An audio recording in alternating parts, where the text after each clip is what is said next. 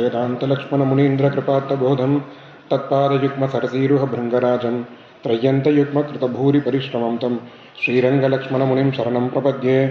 श्रीमन्नूतनरङ्गनाथयतिराडाप्तात्मविद्यालयं श्रीमन्नूतनलक्ष्मणार्यतिराड् सम्प्राप्ततुर्याश्रमं श्रीवासेन्द्रकटाक्षसन्ततसुधा दक्ष्यात्मयोगाञ्चितं श्रीमन्नूतनवागधीशयमिनं भक्त्याश्रयामः गुरुं नव्यवागीशयोगीन्द्रं हयास्य पदसेविनं ब्रह्मतन्त्रस्वतन्त्रार्यं भजामस्वात्मसम्पदं श्रीशैलवंशनिजजातनृसिंहसूरेः पादाम्बुजप्रणयिनं तदवाप्तमन्त्रं श्रीमन्नृसिंहगुरुवर्यकृपात्तबोधं श्रीदेवनाथगुरुमात्मगुणाढ्यमीडे श्रीमद्वेदान्तरामानुजमुनिकरुणालब्धवेदान्तयुग्मं श्रीमच्छ्रीवासयोगीश्वरगुरुपदयोरर्पितस्वात्मभारं श्रीमच्छ्रीरङ्गनाथाह्वयमुनिकृपया प्राप्तमोक्षाश्रमं तं श्रीमद्वेदान्तरामानुजमुनिमपरं संश्रये देशिकेन्द्रं विन्यस्त्यात्मबलं वरप्रदकरो तद्देशिकैर्वीक्षितं श्रीवेदान्तयतीन्द्रभूरिकृपया सम्प्राप्तमोक्षाश्रमं सारार्थामृतलाभवन्तमनगात् श्रीश्रीनिवासाद्गुरोः वन्दे श्रीपरकालयोगिनमहं वेदान्तविद्यागुरुं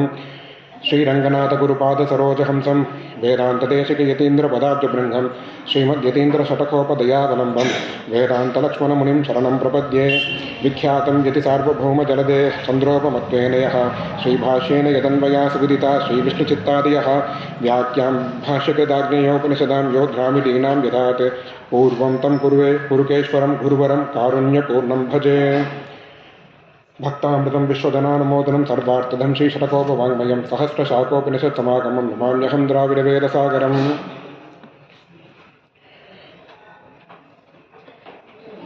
திருவாய்மொழியில் 4ஆம் பத்து அடியனுக்கு கொடுக்கப்பட்டதான தலைப்பு. இந்த சம்சாரிகளை திருத்தணும், இந்த சம்சாரிகளை அவளுக்கு சுவாபாவிகமாக கிடைக்க வேண்டியதான பகவத் அனுபவத்திலேருந்து அவள் பிரிஞ்சிருக்கா, அதை விட்டுட்டு இருக்கா. அப்படி இருக்கக்கூடியதான இந்த சம்சாரிகளை ஒரு வழியாக அவளை திருத்தி அவளை ஒரு உபாயத்தை மூட்டி, பக்தியோ பிரபத்தியோ ஏதாவது ஒரு உபாயத்தில் அவளை மூட்டி பெருமாள் தன்னுடையதான அனுபவத்தை அவளுக்கு கொடுக்கணும் அப்படின்னு நினச்சி பலவிதமான பிரயத்னங்களை பண்ணுறான். அந்த பிரயத்னங்கள் எதுவுமே சஃலமாகறதில்லை. அவனே அவதாரம் பண்ணி பார்த்தான், அப்பயும் ஆகலை. சரி, அப்போது ஒரு யானையை வழிபடுத்தணும் அப்படின்னா அதுக்கு இன்னொரு யானையை விட்டு அதுக்கு ட்ரைனிங் கொடுக்குற மாதிரி இந்த சம்சாரிகளை திருத்தறதுக்கு நித்திய சூரிகளை இந்த சம்சாரத்தில் அவதாரம் பண்ண வைக்கிறான்.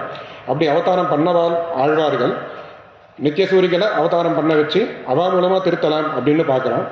அதில் பிரதானமான ஆழ்வார் நம்மாழ்வார், பிரபன்ன சந்தான கூட்டஸ்தர் அப்படின்றதாக நம்மாழ்வார சம்பிரதாயத்தில் சொல்கிறது உண்டு. நம்மாழ்வார் 4 பிரபந்தங்கள் அருளி செய்திருக்கார். திருவிருத்தம், திருவாசிரியம், பெரிய திருவந்தாதி, திருவாய்மொழி அப்படின்றதாக. முதல்ல திருவிருத்தத்தில் சம்ஸ்ருதேக துஸ்ஸகத்துவம், இந்த சம்சாரம், இந்த பிரகிருதி ரொம்ப சகிக்க முடியாததாக இருக்குது, இந்த பிரகிருதி ரொம்ப துஸ்ஸகமாக இருக்குது அப்படிங்கிறத எம்பெருமான் கிட்ட விஜாபனம் பண்ணி இந்த பிரகிருதி மண்டலத்தில் இருக்கக்கூடியதான தோஷங்கள் எல்லாத்தையும் நமக்கு புரியும்படியாக எடுத்து சொல்கிறார். ஆழ்வார் இப்படி கதறதை பார்த்துட்டு பெருமாள் ஆழ்வாருக்கு தன்னுடையதான ஸ்வரூபாதிகளை சங்கேபேன அனுகிரகிக்கிறார். அதை பார்த்த உடனே ஆழ்வாருக்கு ஆசை அதிகமாக இருக்குது. இப்பேற்பட்டதான எம்பெருமானை நான் போய் அடையணும், இப்பேற்பட்டதான எம்பெருமானை போய் நான் கைங்கரியம் பண்ணணும் அப்படின்னு அந்த ஆசை அதிகமாகி திருவாசிரியத்தை அருளி செய்கிறார். திருவாசிரியம் அருளி செய்ய இந்த ஆசா அபினிவேசமானது இன்னுமே தீவிரமானது.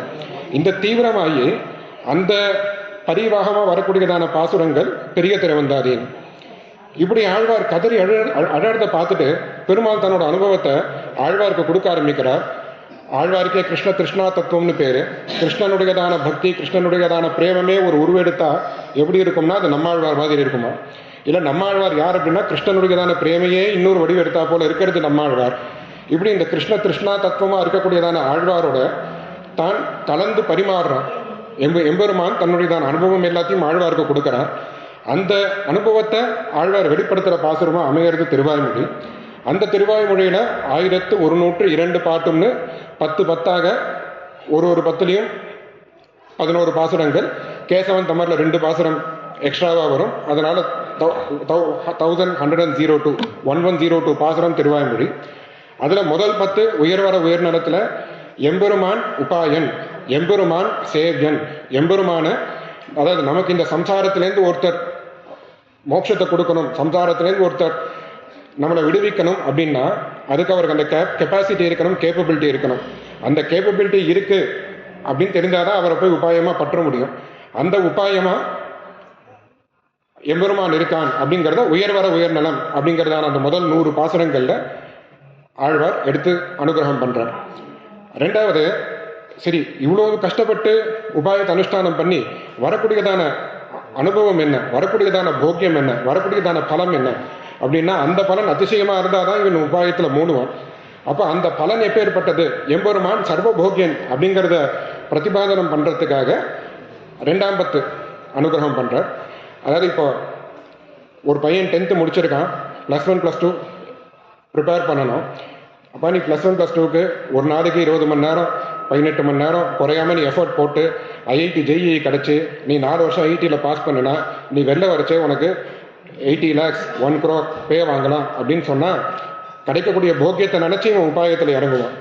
அதனால முதல்ல உபாயன் எம்பெருமான்னு சொல்லி சர்வபோக்கியனா எம்பெருமான் இருக்கான் அப்படிங்கிறத 2வது பத்தில் சொல்றார். சொல்லிட்டு 3வது பத்தில் இந்த எம்பெருமான் திவ்யமங்கல விக்கிரகத்தோடு கூடினவன். சங்கராச்சாரிய, சங்கர பகவத் பாதா இவெல்லாம் விரும்ப கேவலம் அதாவது பெருமாளுக்கு ஸ்வரூப அதாவது பெருமாளுக்கு ரூப விபூதிகள் கிடையாது அப்படின்ற பட்சத்தை கண்டனம் பண்ணி பெருமாள் திவ்யமங்கல விக்கிரகத்தோடு கூடினவன். நாம் ஸ்ரீவைகுண்டத்துக்கு போனாலும் தத்விஷ்ணோ பரமம் பதம்னு எம்பெருமானுடைய திருவடிகளுக்கு எப்பவுமே மங்களாசாசனம் பண்ணுவோம். திருவடியை போற்றி திருவடிக்கு கைங்கரியம் பண்ணுவதே நமக்கு ஸ்வரூபம் அப்படிங்கிறத காமிக்கிறதுக்காக 3வது தசகமாக 3வது பத்தாக முடிச்சோதியாய் அப்படின்றதுல ஆரம்பிச்சு எம்பெருமான் திவ்யமங்கல விக்கிரகத்தோடு கூடினவன் அப்படிங்கிறத எடுத்து சொன்னார். இப்போ முதல்ல சேவியத்துவமாச்சு, அடுத்தது போக்கியத்துவமாச்சு, அடுத்தது திவ்யமங்கல விக்கிரகத்தோடு கூடினவன் அப்படிங்கிறதாச்சு. இந்த திவ்யமங்கல விக்கிரகத்தோடு கூடின எம்பெருமான் மீதி போகத்தெல்லாம் காட்டிலும் அதிசயமான போகத்தோடு இருப்பவன், மீதி போகத்தெல்லாம் காட்டிலும் இவன் ரொம்ப ஒசந்தவன் அப்படிங்கிறத சொல்லணும். அப்படி சொன்னாதான் அந்த கம்பேர் பண்ணி காமிச்சாதான் இதுல எல்லாருக்கும் ஒரு துறை ஏற்படும் அப்படிங்கிறத பார்த்துட்டு இந்த 4ஆம் பத்துல ஆழ்வார் எம்பெருமான் அதாவது போக்கியாதிசயத்தோடு கூடினவன் அப்படிங்கிற குணத்தை பிரதிபாதனம் பண்றார். அது இந்த 100 பாட்டில் இருக்கக்கூடியதான பிரதானமான குணம். இப்ப இந்த 10ல் இருக்கக்கூடியதான அனுபவங்களை ஆச்சாரியெல்லாம் பல விதமா அனுபவிச்சிருக்கா. அதுல அடியேன் இன்னைக்கு பிரதானமா 4 வியாக்கியானங்களை ஆதாரமா வச்சுட்டு பேசா வச்சுட்டு விஞ்ஞாபனம் பண்ணலாம்னு நினைச்சிருக்கேன். முதல்ல திருவாய்மொழிக்கு பாஷ்யக்காரர் காலத்துல சுவாமி ஸ்ரீபாஷ்யக்காரர் நியமனத்தோட ஏற்பட்டதான வியாக்கியானம் பிள்ளான் அருளி செய்த திருவாராயிரப்படி அப்படின்னு. அந்த திருவாராயிரப்படி அதாவது பாஷ்யக்காரரே பண்ணணும்னு ஆசைப்பட்டார். ஆனா பாஷ்யக்காரருக்கு என்ன திருவுள்ளம்னா, நான் பண்றதை காட்டிலும் என்னோட ஆச்சாரிய வம்சத்துல வந்த ஒருத்தர் பண்ணா இந்த அனுபவம் இன்னும் நன்னா இருக்கும் அப்படிங்கிறதாக பாஷ்யக்காரர் பிள்ளானை நியமிக்கிறார். பிள்ளான் யார் அப்படின்னா, பிள்ளான் பாஷ்யக்காரருடையதான ஞானபுத்திரர், பிள்ளான் பாஷ்யக்காரர் நியமிச்சதான உபய சிம்ஹாசனாதிபதி. ஸ்ரீபாஷ்யத்துக்கு இன்னார் அதிகாரி அப்படின்னு 4 பேரை நியமிச்சு பகவத் விஷயத்துக்கு பிள்ளானை மட்டுமே பாஷ்யக்காரர் நியமிச்சார். இப்படி பிள்ளான் மூலமாக வந்ததான பகவத் விஷய பரம்பரை தான் இன்னைக்கும் நம்ம எல்லாருமே அனுபவிச்சுட்டு இருக்கோம். அந்த பிள்ளானுடையதான வியாக்கியானம் திருவாராயிரப்படி. பிள்ளானுக்கு அப்புறமா சுவாமி சாட்சாத் சுவாமி அப்படிங்கிறதான ஆச்சாரியர், அதாவது பிள்ளான்லேருந்து ஆரம்பிச்சு முனித்திரை குரு பரம்பரையில ஒரு விதமான ஆச்சாரிய பரம்பரை வந்துட்டு இருக்கு. அதுல சந்திரகிரி வெங்கடாச்சாரியர் அப்படிங்கிறதாக ஒரு ஆச்சாரியன். இந்த ஆச்சாரியனுடையதான சிஷ்ய பரம்பரை 2ஆ பிரியிறது. சந்திரகிரி வெங்கடாச்சாரியருடையதான ஒரு பரம்பரை சாட்சாத் சுவாமி மூலமாகவும், இன்னொரு பரம்பரை மகாபரகால சுவாமின்னு பரகால மடத்துல 21ஆம் பட்டத்துல ஆஸ்தானத்துல இருந்த சுவாமி இவா மூலமாக சந்திரகிரி சுவாமியுடையதான சிஷ்ய பரம்பரை 2ஆ பிரியிறது. சந்திரகிரி வெங்கடதேசிகன் அப்படிங்கிறவர் சாட்சாத் சுவாமிக்கும் பிராச்சாரியன், மகாபரகால சுவாமிக்கும் பிராச்சாரியன். அப்போ இவா 2 பேருடையதான வியாக்கியானம் எப்படி இருக்குன்னு பார்த்தா, சாட்சாத் சுவாமி வியாக்கியானம் பிள்ளானுடையதான வாக்கியத்தை அனுசரிச்சு பிள்ளான் இந்த பதத்தை ஆழ்வாருடைய இந்த பதத்தை எடுத்து இந்த பதத்தை பிரதிபாதனம் பண்றதுக்காக பிள்ளான் இந்த பந்தியை சொல்லியிருக்கார் அப்படின்னு பிள்ளானுடைய திருவுள்ளத்தை நமக்கு புரியும்படியா எடுத்து காமிக்கிறது சாட்சாத் சுவாமியுடையதான வியாக்கியானம். அதுக்கு 24,000 படின்னு பேரு. அதை தவிர திருவாய்மொழிக்கு சப்தார்த்தம் 24,000 படி சப்தார்த்தம்னு 2 வியாக்கியானம் பண்ணியிருக்கார் சாட்சாத் சுவாமி. மகாபரகால சுவாமியுடையதான வியாக்கியானம் எப்படி இருக்கும்னா, இப்போ இந்த பிரபந்தம் இருக்க ஒரு பாசுரத்திலையும் எம்பெருமானுடையதான ஒரு குணத்தை பிரதானமா சுவாமி தேசிகன் திரவிடோபனிஷத் தாத்பரிய ரத்னாவளி அப்படிங்கிற கிரந்தத்தில் எடுத்து சொல்லியிருக்கார். அந்த குணம் அந்த பாசுரத்துல எப்படி அன்வயிக்கும் அப்படின்னு காமிக்கிறதுல மகாபரிகால சுவாமியுடையதான வியாக்கியானம். ஸோ சந்திரகிரி வெங்கடாதேசிகன் வெங்கடாச்சாரியர் அந்த சுவாமியினுடையதான திருவுள்ளத்துல பில்லான் வழியா பில்லான் அனுபவத்துக்கு ஏற்ற மாதிரி ஒரு வியாக்கியானம் வரணும்னு இருந்தது. அது சாட்சாத் சுவாமி மூலமா நடந்தது. சுவாமி தேசிகன் திருவுள்ளம் வழியா ஒரு வியாக்கியானம் வரணும்னு இருந்தது. அது மகாபரிகால சுவாமி வியாக்கியானம் மூலமா கிடைச்சது. இந்த ரெண்டு வியாக்கியானத்தையும் இது ரெண்டுமே இப்போ மகாபரிகால சுவாமியுடையதான வியாக்கியானத்தை திருக்குழந்தை தேசிகன் வழுத்தூர் ஆண்டவனுக்கு காலக்ஷேபமா சாதிச்சார் அப்படின்னு முனித்திரை குரு பரம்பரா பிரபாவத்தில் பட்டோலப்படுத்தியிருக்கான். சாட்சாத் சுவாமியும் மகாபரிகால சுவாமியும் கான்டெம்பரரி சமகாலத்தவர். சாட்சாத் சுவாமியுடையதான விருத்த தசையில மகாபரிகால சுவாமி மத்தியம வயஸ்கரா இருந்திருக்கார். அப்ப இவா ரெண்டு பேருடையதான வியாக்கியானத்தையும் திருக்குழந்தை தேசிகன் அவர் காலக்ஷேபமா அதிகரித்து தன்னுடைய சிஷ்யர்களுக்கு பிரவர்த்தனம் பண்ணி அப்படி இந்த சம்பிரதாயம் மேற்கொண்டு வந்திருக்கு.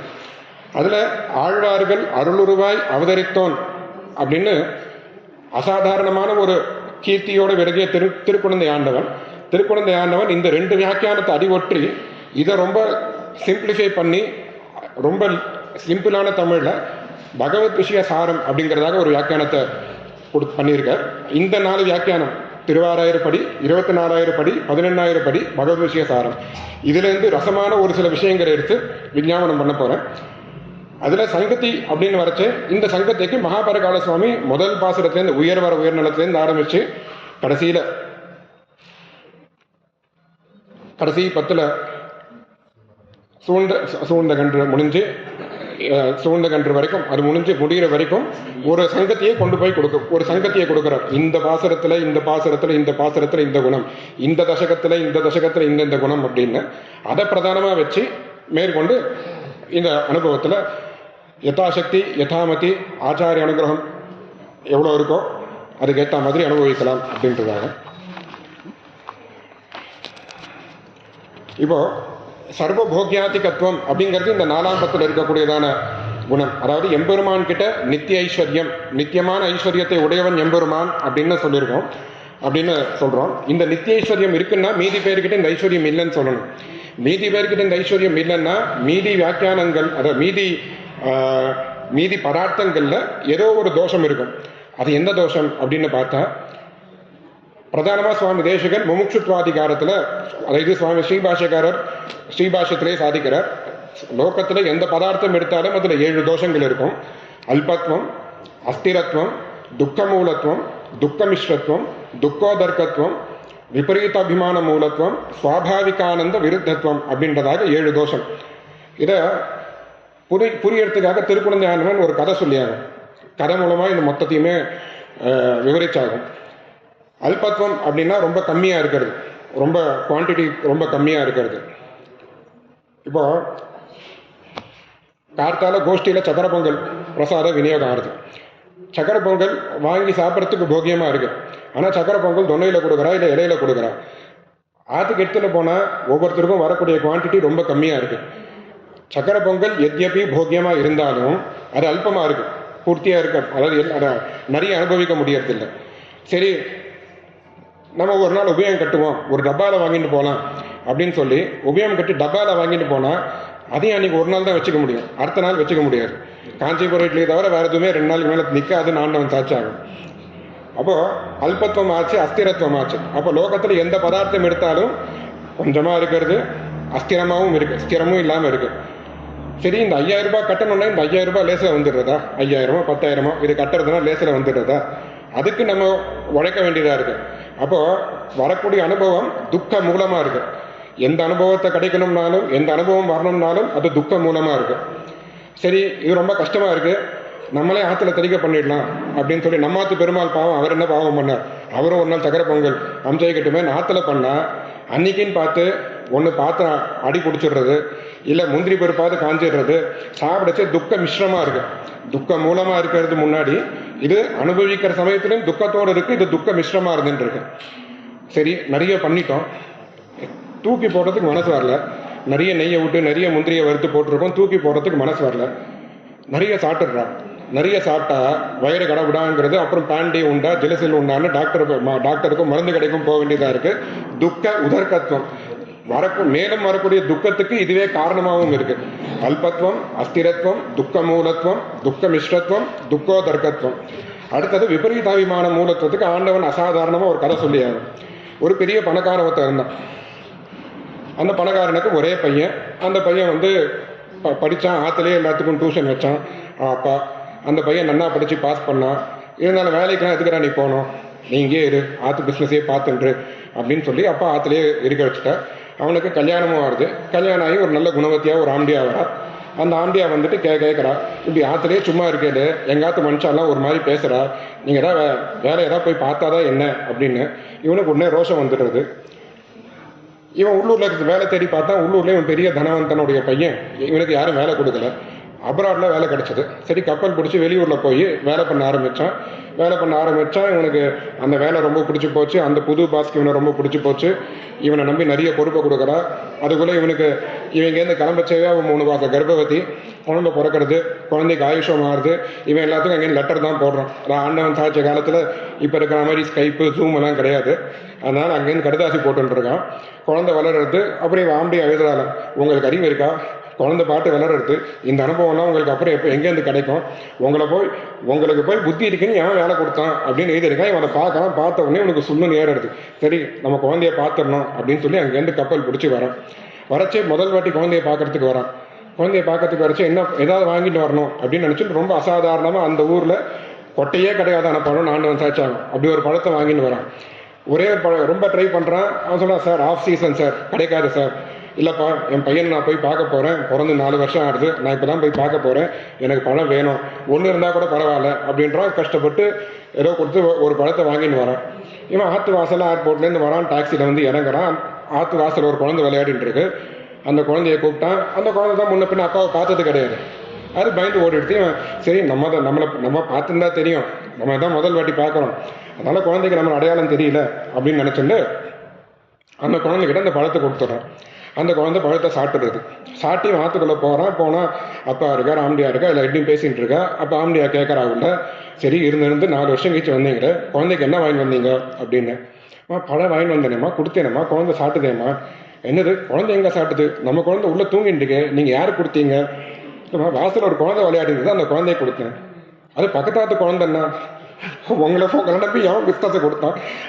சரி இன்னொரு பழம் இருந்தால் எடுத்து கொடுங்கண்ணா. இல்லையா, ஒரே பழம் இருந்தது ஒரே பழம், வாங்கி வந்தது ஒரே பழம். அப்போ அவனுக்கு கொடுக்கறதுக்கு பழம் இல்லை, வாங்கின்னு வந்தது ஒரே பழம். அந்த பழத்தை அந்த வாசல் அந்த குழந்தையை கொடுக்கச்ச எந்த அபிமானத்தோடு கொடுத்தான், தன்னுடைய குழந்தைன்ற அபிமானத்தில் கொடுத்தான். பின்னாடி அவனுக்கு உண்மை தெரியச்சே, ஐயோ எனக்கு அப்போ இருந்த அபிமானம் விபரீத அபிமானம். இப்போ நம்ம மற்ற விஷயங்கள் ஒவ்வொன்றத்துலையும் இறங்கி காரியம் பண்ணுறோமே, இது என்னது, இது என்னோட வண்டி, இது என்னோட ஆஃபீஸு, இது என்னோட டியூட்டி, என் டீம்னு பண்ணுறோமே, இந்த அபிமானம் எல்லாமே விபரீத அபிமானம். இந்த விபரீத அபிமான மூலத்தினால நம்ம காரியத்தை பண்ணுறோம். இது 6வது தோஷம் அப்படின்னு சுவாமி சாதிக்கிறார். இந்த கலை ஆண்டவன் திருக்குழந்தை ஆண்டவன் அசாதாரணமாக சாட்சாகும். இல்லாட்டி இந்த விபரீத அபிமான மூலம்ன்றது என்னன்றது டக்குன்னு புரியாது. அடுத்தது 7வது இருக்கிறது சுவாபாவிக ஆனந்த விருத்தத்துவம் அப்படிங்கிற தோஷம். இந்த ஜீவனா இருக்கிறவன் எம்பெருமானுக்காகவே ஏற்பட்டவன். அகமாத்மா ந தேகோஸ்மி விஷ்ணு சேஷா அப்பரிகிரகா. ஆத்மாவுக்கு டெஃபினிஷன் என்னன்னா, அகம் ஆத்மா ந தேகோஸ்மி, இந்த தேகத்தை காட்டிலும் வேறானவன். விஷ்ணு சேஷா, எம்பெருமான் ஒருவனுக்கே சேஷன். இப்படி இருக்கக்கூடியதான இந்த ஆத்மாவை எம்பெருமானுடைய கைங்கரியத்துக்குன்னு பிரயோஜனப்படாம மற்ற விஷயங்கள்ல பண்ணிட்டு இருந்தா அது சுவாபாவிகமான ஆனந்தத்துக்கு விருத்தமா இருக்கிறது. அப்பா இருக்கான், பையன் இருக்கான். பையனுக்கு கைங்கரியம் பையன் வந்து அப்பாவுக்கு சுஷ்ரூஷை பண்ண வேண்டியது. ஆனால் அப்பாவை விட்டுட்டு பக்கத்தாத்தில் இருக்கிற ஒரு அங்கிள், எதிர்த்தாத்தில் இருக்கிற மாமா, பின்னாத்தில் இருக்கிற சுவாமி, இப்படி இவாளுக்கெல்லாம் பண்ணிட்டு இருந்தான்னா அது பிரயோஜனமே கிடையாது. அது அவனுடைய சுவாபாவிகமான ஆனந்தத்துக்கு விருத்தமாக இருக்கு. இப்படி எந்த பதார்த்தம் எம்பெருமான தவிர எந்த பதார்த்தம் எடுத்தாலும் இந்த தோஷங்கள் 7 தோஷங்கள்ல 1, 2, 3, 7 இருக்கும். அப்போ இந்த ஆழ்வார் பார்க்குற, நம்ம இதுக்கு முன்னாடி இவ்வளோ தூரம் சொன்னால் விரோதம் இது, மற்றவாள்லாம் கழிப்படாதீங்கன்னு சொன்னோம். ஆனால் லோக்கத்தில் இருக்கிறவாள்லாம் போய் அவன் அனுபவமாகவே பண்ணிட்டு இருக்கா.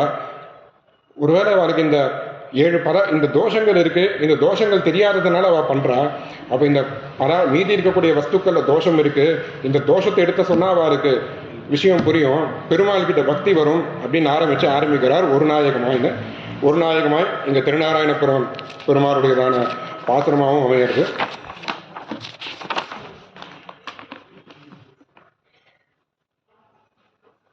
ஒரு சக்கரவர்த்தி, ஒரு ராஜா, சமஸ்த பூமண்டலத்துக்கும் சக்கரவர்த்தி, சமஸ்த பூமண்டலத்துக்கும் ஏதோ 5 வருஷம் பவர்ல இருக்கான், அதுக்கப்புறம் அடுத்த பார்ட்டி வரும்னு இல்லாம பரம்பரையா இருக்கக்கூடிய சக்கரவர்த்தி. இத ஒரு விசேஷணத்தினால ஆழ்வார் சாதிக்கிறார். ஒரு நாயகமாய் ஓட உலகுடன் ஆண்டவர், நாயகமாய் ஒரு நாயகமாய் ஏக சக்கராதிபதியாக ஓட உலகுடன் ஆண்டவர், லோகத்தில் இருக்கக்கூடியதான எல்லாத்தையும் அதனுடையதான அனுமதியோட அதனுடையதான அபிமானத்தோட ஆண்ட ஒருத்தர். ஏதோ ஒரு கால விசேஷத்துல பக்கத்து தேசத்து ராஜா படையெடுத்துன்னு வரான், இவரை தோக்கடிச்சிடுறான், இவருக்கு ராஜ்யம் போயிடுறது, ராஜ்யத்தை விட்டு இவரை துரத்திடுறான், குடும்பத்தோட இவர் நாட்டை விட்டு வெளில இருக்கான், பசிக்கிறது, ராத்திரி ஆத்துல இருக்கிறவெல்லாம் அவளுக்கெல்லாம் ஆகாரம் கொடுக்கணுன்ற கட்டாயம், எங்கேருந்து போய் சம்பாதிப்பான், பிச்சை எடுக்கலாம் அப்படின்னு பார்த்தா பிரஸ்டீஜ் இடம் கொடுக்கல. நேற்று வரைக்கும் நான் ஆண்டதான ராஜ்யம், நான் போய் எப்படி அங்கே பிச்சை எடுக்கிறதுன்னு. சரி, நன்னா ராத்திரி ஆகட்டும், நன்னா இருட்டட்டும், ஒரு கருப்பு கலரில் ஒரு சால்வையை போட்டுண்டு எங்கே வாங்குறது அப்படின்னு பார்த்தா ஊருக்கு வெளியில ஒரு உடஞ்ச பாத்திரம் ஒன்று இருக்கு. சிதகிய பானையர், கருணாய் கவர்ந்த காலர் சிதகிய பானையர். ஊருக்கு வெளில ஒரு உடஞ்ச பாத்திரம் இருக்கு. அந்த உடஞ்ச பாத்திரத்தை எடுத்துட்டு பிச்சை கேட்டுன்னு வரான். ஆற்றுல இருக்கிறவங்களும் பழஞ்ச மீந்து போனதெல்லாம் என்ன பண்ணுவான், ஏதோ போடுறான். அவ்வளோ இருட்டு, கருப்பா ஒரு நாய் படுத்துட்டு இருக்கு. இருட்டுக்கும் கருப்புக்கும் இருட்டுக்கும் நாய்க்கும் ஒரு வித்தியாசமே இல்லாத மாதிரி படுத்துட்டு இருக்கு. அந்த நாய் காலை விரிச்சிடுறான், நாய் இவனை கடிச்சிடுறது, இந்த ராஜாவை கடிச்சிடுறது. ராஜாவை கடிச்சா இவன் ஆணை அலறி அந்த பானையை கீழே போட்டுடுறான். சிதகிய பானையர், இருந்த பானையும் உடஞ்ச பானை, அந்த பானையும் இப்போ உடஞ்சி போச்சு. நாயும் கத்திட்டா எல்லாரும் எல்லாரும் கதவை திறந்து பார்த்துட்டா, என்னடா இது யாரோ கத்துறால என்ன திறந்து பார்த்தா ராஜாவா இருந்தவர். பெருநாடுக்கான இம்மையிலே பிச்சை தாம் கொள்வார். ஏதோ ஜன்மாந்தரத்துல பண்ணது இந்த ஜன்மால அனுபவிக்கிறேன் இல்லாம இந்த ஜன்மால ராஜாவா இருந்தவர் அதே ஜன்மால அதே தேசத்துல போய் பிச்சை எடுக்கும்படியானதான ஒரு சன்னிவேஷம். இந்த சன்னிவேஷம் இது எல்லாருக்கும் நடக்கிறது. நம்மளே எடுத்து பார்க்கலாம். நம்ம ராஜ்யத்துல எத்தனை பேர் ராஜாவா இருந்திருக்கா? 200 வருஷத்துக்கு மேல ஏதாவது ஒரு பரம்பரை அதே கீர்த்தியோட அதே ஸ்ரீயோட இருந்திருக்கான்னு பார்த்தா எங்கேயுமே இருந்தது கிடையாது. 5 வருஷம் மினிஸ்டரா இருந்தான்னா அடுத்த கவர்மெண்ட் வந்தான்னா அவன் எங்க இருப்பான்னு சொல்ல முடியாது. இப்படி இருக்கக்கூடியதான ஸ்திதியை யோசிச்சு பாருங்க. இந்த ஐஸ்வர்யம், எந்த ஐஸ்வர்யத்துக்கு பின்னாடி நீங்க போறீங்களோ அந்த ஐஸ்வர்யம் எல்லாமே எதுவுமே சாஸ்வதம் கிடையாது, எல்லாமே அஸ்திரமானது, எல்லாமே அல்பத்துவமானது அப்படிங்கிறதாக அந்த முதல் பாசுரத்துல ஆழ்வார் எடுத்து சொல்றார். ஒரு நாயகமாய் ஓட உலகுடன் ஆண்டவர், கருணாய் கவர்ந்த காலர் சிதகிய பானையர், பெருநாடு காண இம்மையிலே பிச்சைதான் கொள்வர், திருநாரணந்தால் காலம் பெற சிந்தி தூய்மினோ. அப்ப என்ன சுவாமி பண்றது? திருநாரணன் உங்க ஊர் பக்கத்திலே இருக்காரு, அந்த பெருமாளை போய் பாருங்க. சுவாமி உடனே எப்படி சுவாமி கிளம்புறது? சிந்தித்து உய்மினோம், நினைங்கோ, மனசால நினைங்கோ. நாராயணாய நமகா, ஸ்ரீமதே நாராயணாய நமகா, திருநாரணன் தாளே போற்றி, திருநாரணன் திருவடிகளே போற்றின்னு சிந்தித்து இதனால உஜ்ஜீவிங்கோ அப்படிங்கிறார். இதுல கருநாய் அப்படிங்கிறச்சு கருப்பா இருக்கிற நாய்னு ஒரு அர்த்தம். கருநாய்னா குட்டி போட்டதான நாய், ஏன்னா அதுக்கு ஒன்றும் வேகம் ஜாஸ்தியா இருக்கும், அதுவே ஒரு வேதனையில இருக்கும்.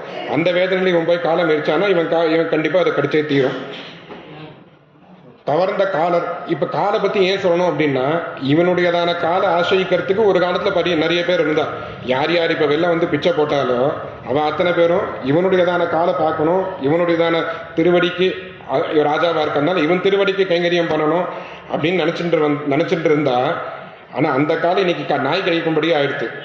இவன் தங்க பாத்திரத்துல தங்க ஸ்பூன்ல சாப்பிட்டு இருந்தான், இன்னைக்கு என்ன உடஞ்ச பானை, அந்த உடஞ்ச பானையும் இப்ப உடஞ்சு போச்சு, ஒண்ணும் இல்லாம ஆகி போச்சு. இந்த இப்ப யார் ஆசிரிக்கிறதுன்றச்சு திருநாரணன் தாள். அடையன் ஸ்ரீமுஷ்ணம் ஆண்டவன்ட்ட இந்த தசகம் காலக்ஷேபம் பண்ணச்சு ஆண்டவன் ஹாஸ்யமா சாட்சாகும். வெறும் நாராயணன் இல்ல திருநாராயணன் அப்படின்னு ஆழ்வார் சொல்லியிருக்காரு அப்படின்னு. திருநாரணன் தாள் ஸ்ரீஹஸ்பதியான பிராட்டியுடன் கூடியதான நாராயணன் அவனுடையதான திருவடிகளை ஆசிரியிக்கணும். சுவாமி என்ன சுவாமி இப்படி சொல்றீர்? அதானி இருக்கான், இன்னும் எத்தனையோ அம்பானி இருக்கா, இவ ஐஸ்வர்யம் எல்லாம் குறையுமா? எலான் மஸ்க் இருக்கான், இவன் ஐஸ்வர்யம் எல்லாம் குறையுமா அப்படின்னு கேட்டால் அதுக்கு ஆழ்வார் அடுத்த இன்னொரு மேற்கொண்டு ஒரு பாசுரத்தில் சொல்கிறார், வாழ்ந்தார்கள் வாழ்ந்தது மாமழை மொக்கலின் மாய்ந்து மாய்ந்து ஆழ்ந்தார் என்றல்லல் அன்று முதல் இன்றெழுதியா வாழ்ந்தார்கள் வாழ்ந்தே நிற்பர் என்பதில்லை. இந்த ஐஸ்வர்யம்லாம் இருக்கு. ஒரு பெரிய மழை பெய்யறது, மழை பெஞ்சா ஒரு ஆறு ஓடுறதுன்னு நினச்சிப்போம். ஆற்றுல மழை ஜலம் விழுறது, ஒரு பபுள் ஃபார்ம் ஆகுது. ஒருவேளை தூரல் போட்டால் இந்த பபுள் கொஞ்சம் தூரம் போயிட்டு அப்புறம் ஆஃப் ஆகிடும். அடிக்கிறது பெரிய மழை, மாமழைன்னா மேலே அந்த ஜலதாரை வந்துட்டே இருக்கும். முதல் தாரை வருது, பபுள் ஃபார்ம் ஆகுது, அடுத்த தாரை அந்த பபுளை நாசம் பண்ணிடுறது. யார் யாரெல்லாம் வாழ்ந்தான்னு நீங்கள் லோகத்தில் சொல்கிறீங்களோ அவள் வாழ்ந்ததெல்லாம் இந்த பபுள் மாதிரி அவ்வளோ அஸ்திரமானது. ஆழ்ந்தார் மாய்ந்து மாய்ந்து ஆழ்ந்தார் என்றல்லல் அந்நிலையில் இன்னி வரைக்கும் எடுத்துக்கோங்கப்பா. அன்று முதல் இன்றிறுதியா வாழ்ந்தார்கள் வாழ்ந்தே போனர் வாழ்ந்தே நிற்பர் என்பதில்லை. நம்மளே பார்க்குறோம், நம்ம கண்ணு முன்னாடி வாழ்ந்துக்கிட்ட குடும்பம் தான் நிறைய இருக்குமே தவிர சாஸ்வதமாக இவள் இப்படி தான் எப்போவுமே இவள் வந்து ஒரே லெவல் இல்லை அதிகமான ஸ்ரீயோட இருக்கான்னு பார்த்தா பெருமாள் ஒருத்தன் தான். அவன் ஒருத்தன் தான் ஏறு தெருவுடையான். மீதி எல்லாருமே வந்து டிக்ளைனிங் ஃபேஸ் தான். அப்போ என்ன பண்ணணும் அப்படின்னு கேட்டால், ஆழ்ந்தார் மிர்குரில் என்ன பண்ணணும்னு கேட்டால், ஆழ்ந்தார் கடற்பள்ளி அண்ணல் அடியவர் ஆமினோ. சுவாமி, இதுக்கு முன்னாடி நான் அவனோட ஐஸ்வர்யத்தை பற்றி சொன்னேன். அப்பேற்பட்டவன் இங்கே நமக்காக தானே வந்து படுத்துட்டு இருக்கான், நமக்காக தானே வந்து ரங்கநாதனா படுத்துட்டு இருக்கான், ஸ்ரீரங்கப்பட்டினால ரங்கநாதனா படுத்துட்டு இருக்கான். இந்த மாதிரி கடற்பள்ளி வியூக வாசுதேவனா வந்து அங்கேருந்து அர்ச்சாவதாரமாக ஒரு தேசத்தையும் திவ்ய தேசத்தையும் இருந்துட்டு இருக்கான். அவன்கிட்ட பக்தி பண்ணாம வேற என்ன வழி? அதனால அதுதான் நீங்க பண்ண வேண்டியது. ஆழ்ந்தார் கடற்பள்ளி அண்ணல் அடியவராமினோ, பெருமாளுடைய திருவடியை ஆசிரியுங்கோ. இந்த பாவத்தை தான் சுவாமி தேசிகன் அடைக்கலபத்தில் ரொம்ப சிம்பிளாகவும் கொஞ்சம் எஃபெக்ட் இதுவாகவும் சொல்கிறேன். இதை காட்டிலும் ஒரு படி என்ன பண்ணணுன்றத இங்கே ஆழ்வார் வந்து முதல் 3 லைன்ல சொல்கிறார். அங்கே சுவாமி என்ன சொல்கிறார்? சடைமுடியன் சதுமுகன் என்று இவர் முதலாம் தரமெல்லாம் அடைய வினை பயனாகி அழிந்துவிடும் படிக்கண்டு. சடைமுடியன் சிவன், சதுர்முகன் பிரம்மா என்று இவர் முதலாம் தரமெல்லாம். இப்போ நீங்கள் என்னப்பா பெருசாக ஆசைப்பட போறீங்க? பிரம்மா என்ன வரம் கேட்டாலும், ராட்சசர்கள் அசுரர்கள் எந்த வரம் கேட்டாலும் பிரம்மா கிட்ட தான் கேட்குறேன். அந்த பிரம்மா கொடுக்கக்கூடிய ஸ்தானத்தில் இருக்கார். அந்த பிரம்மஸ்தானம் என்னன்னு கேட்டால் அதுவே ஒரு பதவி. It is after all post. இவர் முதலாம் தரம் எல்லாம், தரம்னா பதவி. அடைய வினை பயனாகி, இது அடைகிறதுக்கு அவள் கர்மம் பண்ணணும். 1000 அஸ்வமேத யாகம் பண்ணால் ஒருத்தன் பிரம்மாவாகலாம், 100 அஸ்வமேத யாகம் பண்ணால் ஒருத்தன் இந்திரன் ஆகலாம். அடைய வினை பயனாகி. சரி, பிரம்மாவாயிட்டாரு, பிரம்மாவானதுக்கு அப்புறம் அந்த பதவி சாஸ்வதமா அப்படின்னு பார்த்தா பின்னாடி 10ஆம் பத்தில் சொல்ல போறார். ஒன்றும் தெய்வம்ல தலை அறுப்பார் உண்டும் தலை, அதாவது பிரம்மாவோட சிரசை அறுக்கிறதுக்கு புல்லா இருக்கான் சிவன். அவன் கையில கபாலத்தை ஒட்டிண்டு அவன் ஒரு பக்கம் பிச்சை எடுத்துன்னு போயிட்டு இருக்கான். இதெல்லாம் வினை பயன், இதெல்லாம் கர்மாவனால வந்தது. அதனால எதுவுமே சாஸ்வதம் கிடையாது அப்படின்னு அங்கே சுவாமி வந்து ரொம்ப சிம்பிளா அடைய வினை பயனாகி அழிந்துவிடும் படிக்கண்டு கடிமலரால் பிரியாத கச்சிநகர் அத்திகிரி. அதனால தேவபெருமாள் திருவடிகள் ஆசையுங்க. சரி, தேவபெருமாள் திருவடி ஆசைச்சா எல்லாம் கிடைச்சிடுமா? உதறிகள் அடைகின்றேன் என்று ஒரு கால் உரைத்தவரை அமையும் இனி என்பவர் போல் அஞ்சல் என கரம் வைத்து தமதனைத்தும் அவர் தமக்கு வழங்கியும் தாம் மிக விளங்கும் அமைவுடைய அருளாளர் அடியனையை அடைந்தேனே. சுவாமி, எனக்கு ஒரு காரியம் ஆகணும் அப்படின்னு போய் கவர்மெண்ட் ஆஃபீஸில் பியூனை போய் கேட்டால், பா நாளைக்கு வாப்பா, மேலே பாஸ் இல்லை, நான் ஒரு 10 பேர்கிட்ட கையெழுத்து வாங்கணும், இவ்வளோ அதிகமாக செலவாகும். எங்கள் ஊர்லாம் அப்படி தான், இங்கேயும் அப்படி தான் இருக்கும்னு நினைக்கிறேன். அதிகமாக செலவாகும்னு பெருமாள் கிட்ட போய் மோட்சத்தை கேட்கணும்னா, மோட்சம்ன்றது எவ்வளோ பெரிய ஐஸ்வர்யம். நம்மலாம் அதுக்கு யுவராஜாவாக இருந்துட்டு இருக்கோம். நமக்கெல்லாம் சுவாபாவிகமான ரைட்ஸ் இருந்துட்டு இருக்கு. பெருமாள் கிட்ட போயிட்டு உமதடிகள் அடைகின்றேன் அப்படின்னு, சரி சுவாமி எனக்கு ஞாபகமே வரமாட்டேங்கிறது எக்ஸாமில் என்ன பண்ணுறதுன்னு போய் ஒரு ஜோசியரை கேட்டான். ஜோசியர் சொன்னார், அப்பா நீ என்ன பண்ணு, 108 வாட்டி விஷ்ணு சஹஸ்ரநாமத்தை சொல்லணும். நான் விஷ்ணு சஹஸ்ரநாமத்தை 108 வாட்டி சொல்கிறதுன்னா அது கடமே அடிச்சிடுவேன்னு சொல்லி கணம் அடிக்க ஆரம்பித்தான். அந்த மாதிரி பெருமாள் கிட்ட போய், இல்லை நம்ம இந்த பியூன் இப்போ நம்ம உள்ளூரில் கவர்மெண்ட் ஆஃபீஸில் யார்கிட்ட வேலை ஆகணும்னா பார்க்கச்செல்லாம் கையெடுத்து கும்பிடு போட்டு சுவாமி நீர் தான் கிருப்பை பண்ணணும், சுவாமி நீர் தான் கிருப்பை பண்ணணும். அந்த மாதிரி பெருமாள் எதிர்பார்ப்பானா? இல்லை. உமதடிகள் அடைகின்றேன் என்று ஒரு வாட்டி பிரபத்தி பண்ணா போதும். அமையும் இனி என்பவர் போல், பா நான் பார்த்துக்கிறேன்ப்பா, வந்து கை கூப்பிட்டுல நான் பார்த்துக்கிறேன்.